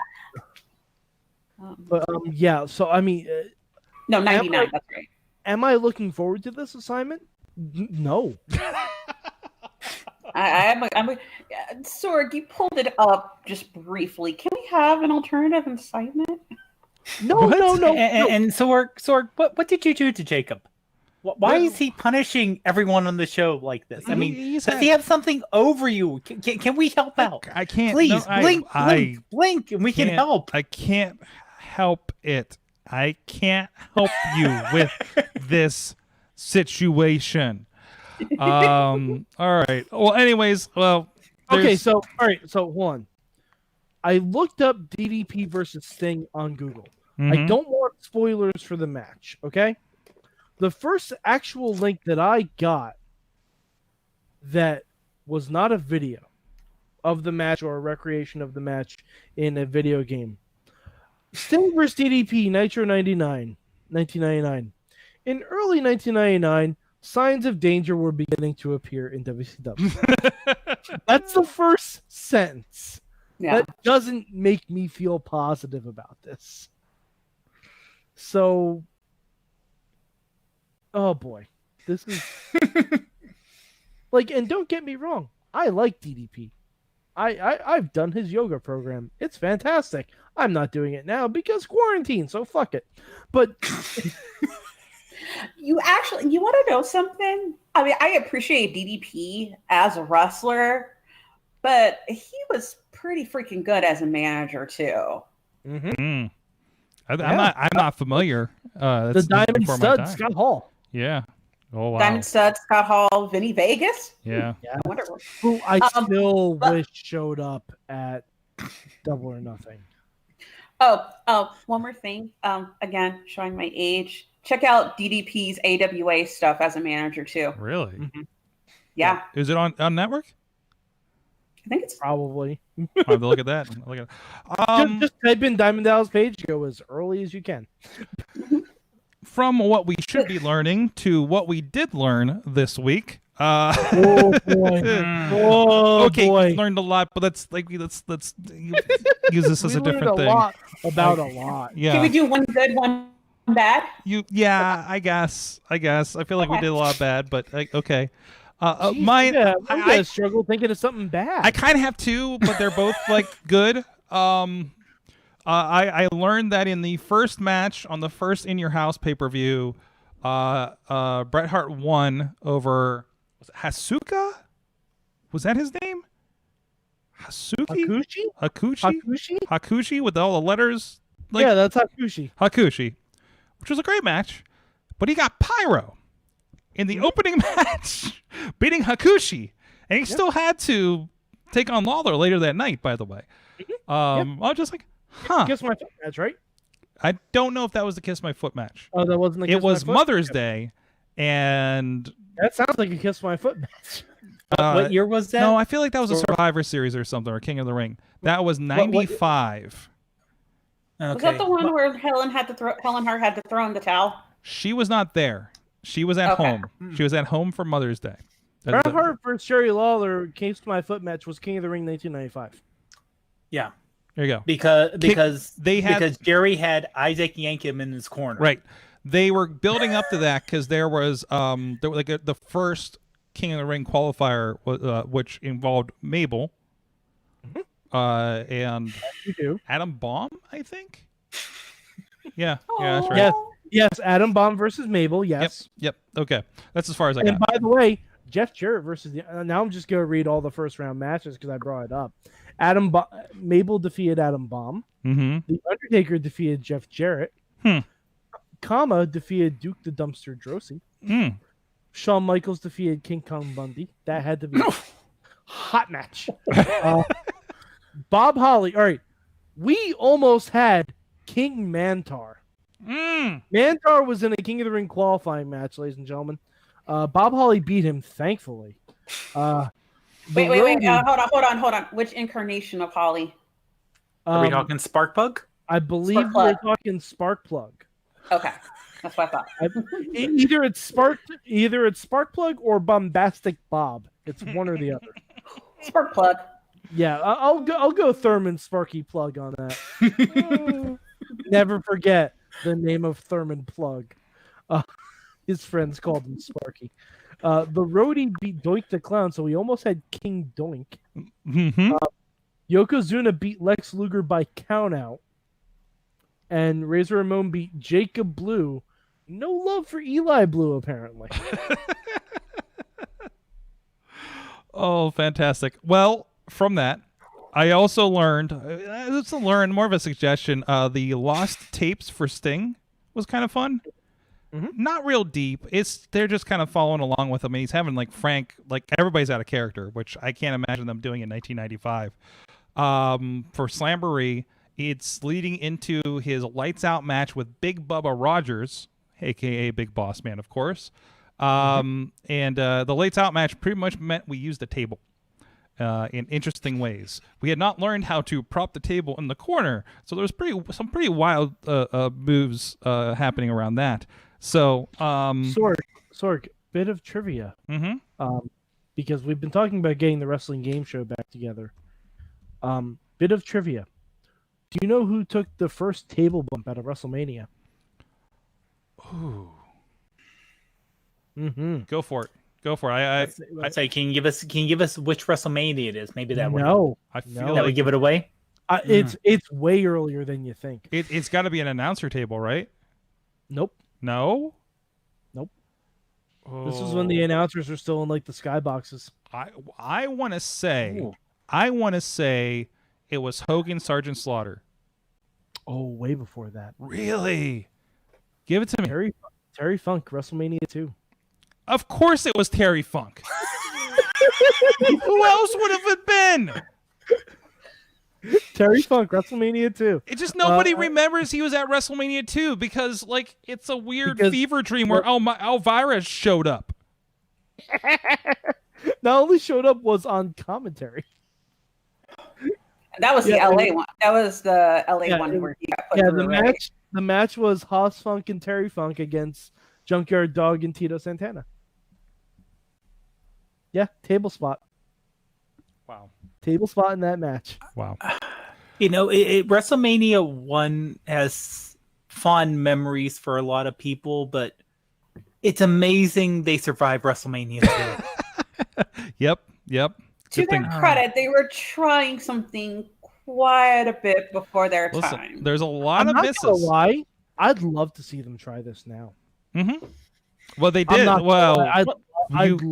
What about Raw 25?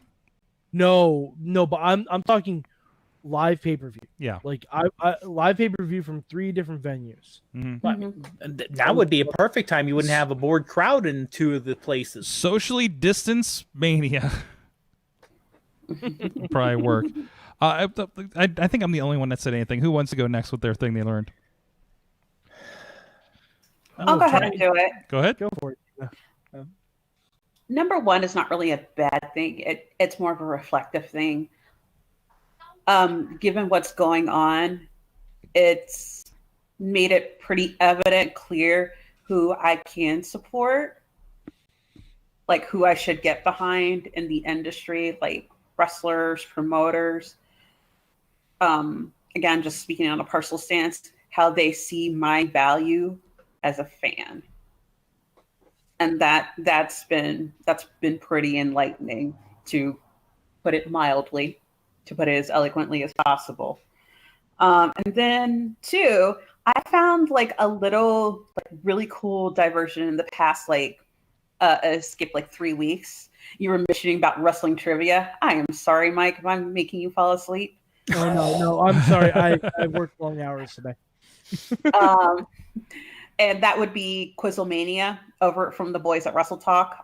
Adam Blampier puts on this really cool kind of quiz show, and he has guests on it, like this one that they streamed today.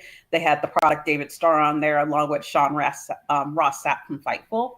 So if you have a couple of hours, it's on their the channel's on. It's called their sister channel on Parts Fun Known, but it's through the Boys of Wrestle Talk, and that's really cool. Are they on YouTube, Tina? Yes, they're on YouTube. Okay, yeah. Drop that YouTube link in the Facebook group, because I'm all about. For some reason, when I can't sleep late at night, I watch YouTube trivia contests. Yeah, it's pretty cool. It has as I mentioned before, it has the dudes at Wrestle Talk. They've had Sean Massap, Brian Zane with Wrestling with Regret on there. As I mentioned today, they had David Starr on there. Oh gosh, who else? There's a couple other ones that I remember too, or other guests that they have too, but it's actually pretty cool and it's pretty enlightful. And you find yourself, at least for me, I find myself trying to play along with them with the different rounds. It's actually pretty cool. Excellent. Awesome. So, who's next? Who's next? I'll go. And Cat has appeared. He was bored being off camera. Mm-hmm. So,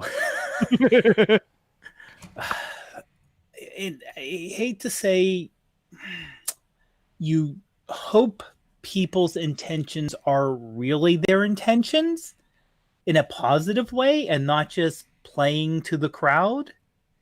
But Randy Orton coming out with a Black Lives Matter. Positive.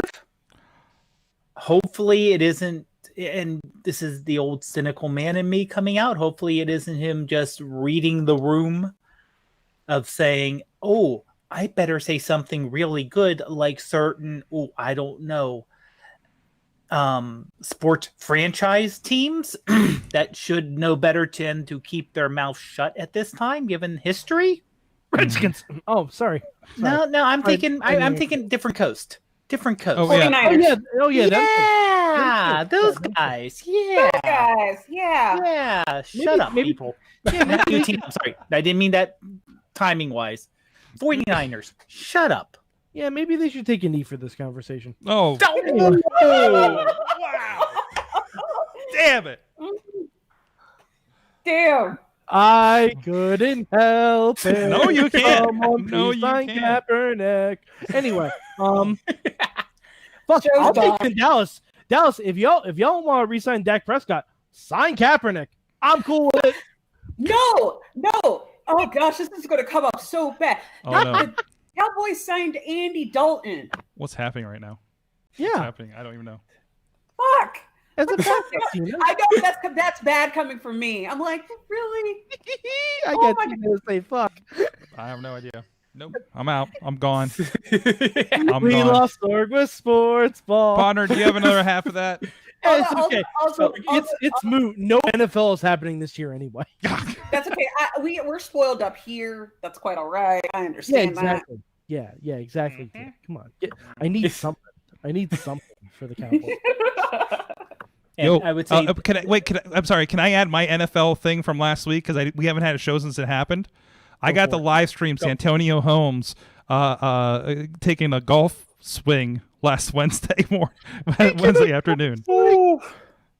Like, we were doing a live stream with our friends at Jagoff. They were on a car lot helping out Zachary's Mission, which is a really good charity that's helping out with children's hospitals. Go check them out. Please investigate. And Santonio dropped in, and they were there. I was kind of just managing like I am you guys here, but not hosting. And the clip is on my Instagram on Sorgatron, and I'm sure it's buried everywhere else with reasons. But yeah, so that was kind of a fun. And I got to call it because I had to tell the people on the car lot that were streaming from an iPhone, but there was 4 of them and 2 headphones, and they couldn't see what was happening. And I'm like, hold on, guys. He's setting up the golf tee. I got to call Santonio Holmes golfing. Play-by-play. Sorg, please put on your resume professional golf play-by-play announcer. This is dawning on me right now. That's in my wheelhouse now, I guess. So I'm sorry. That's my sports ball. Oh, Sorg, that's double sports ball. That's golf and the NFL. I'm very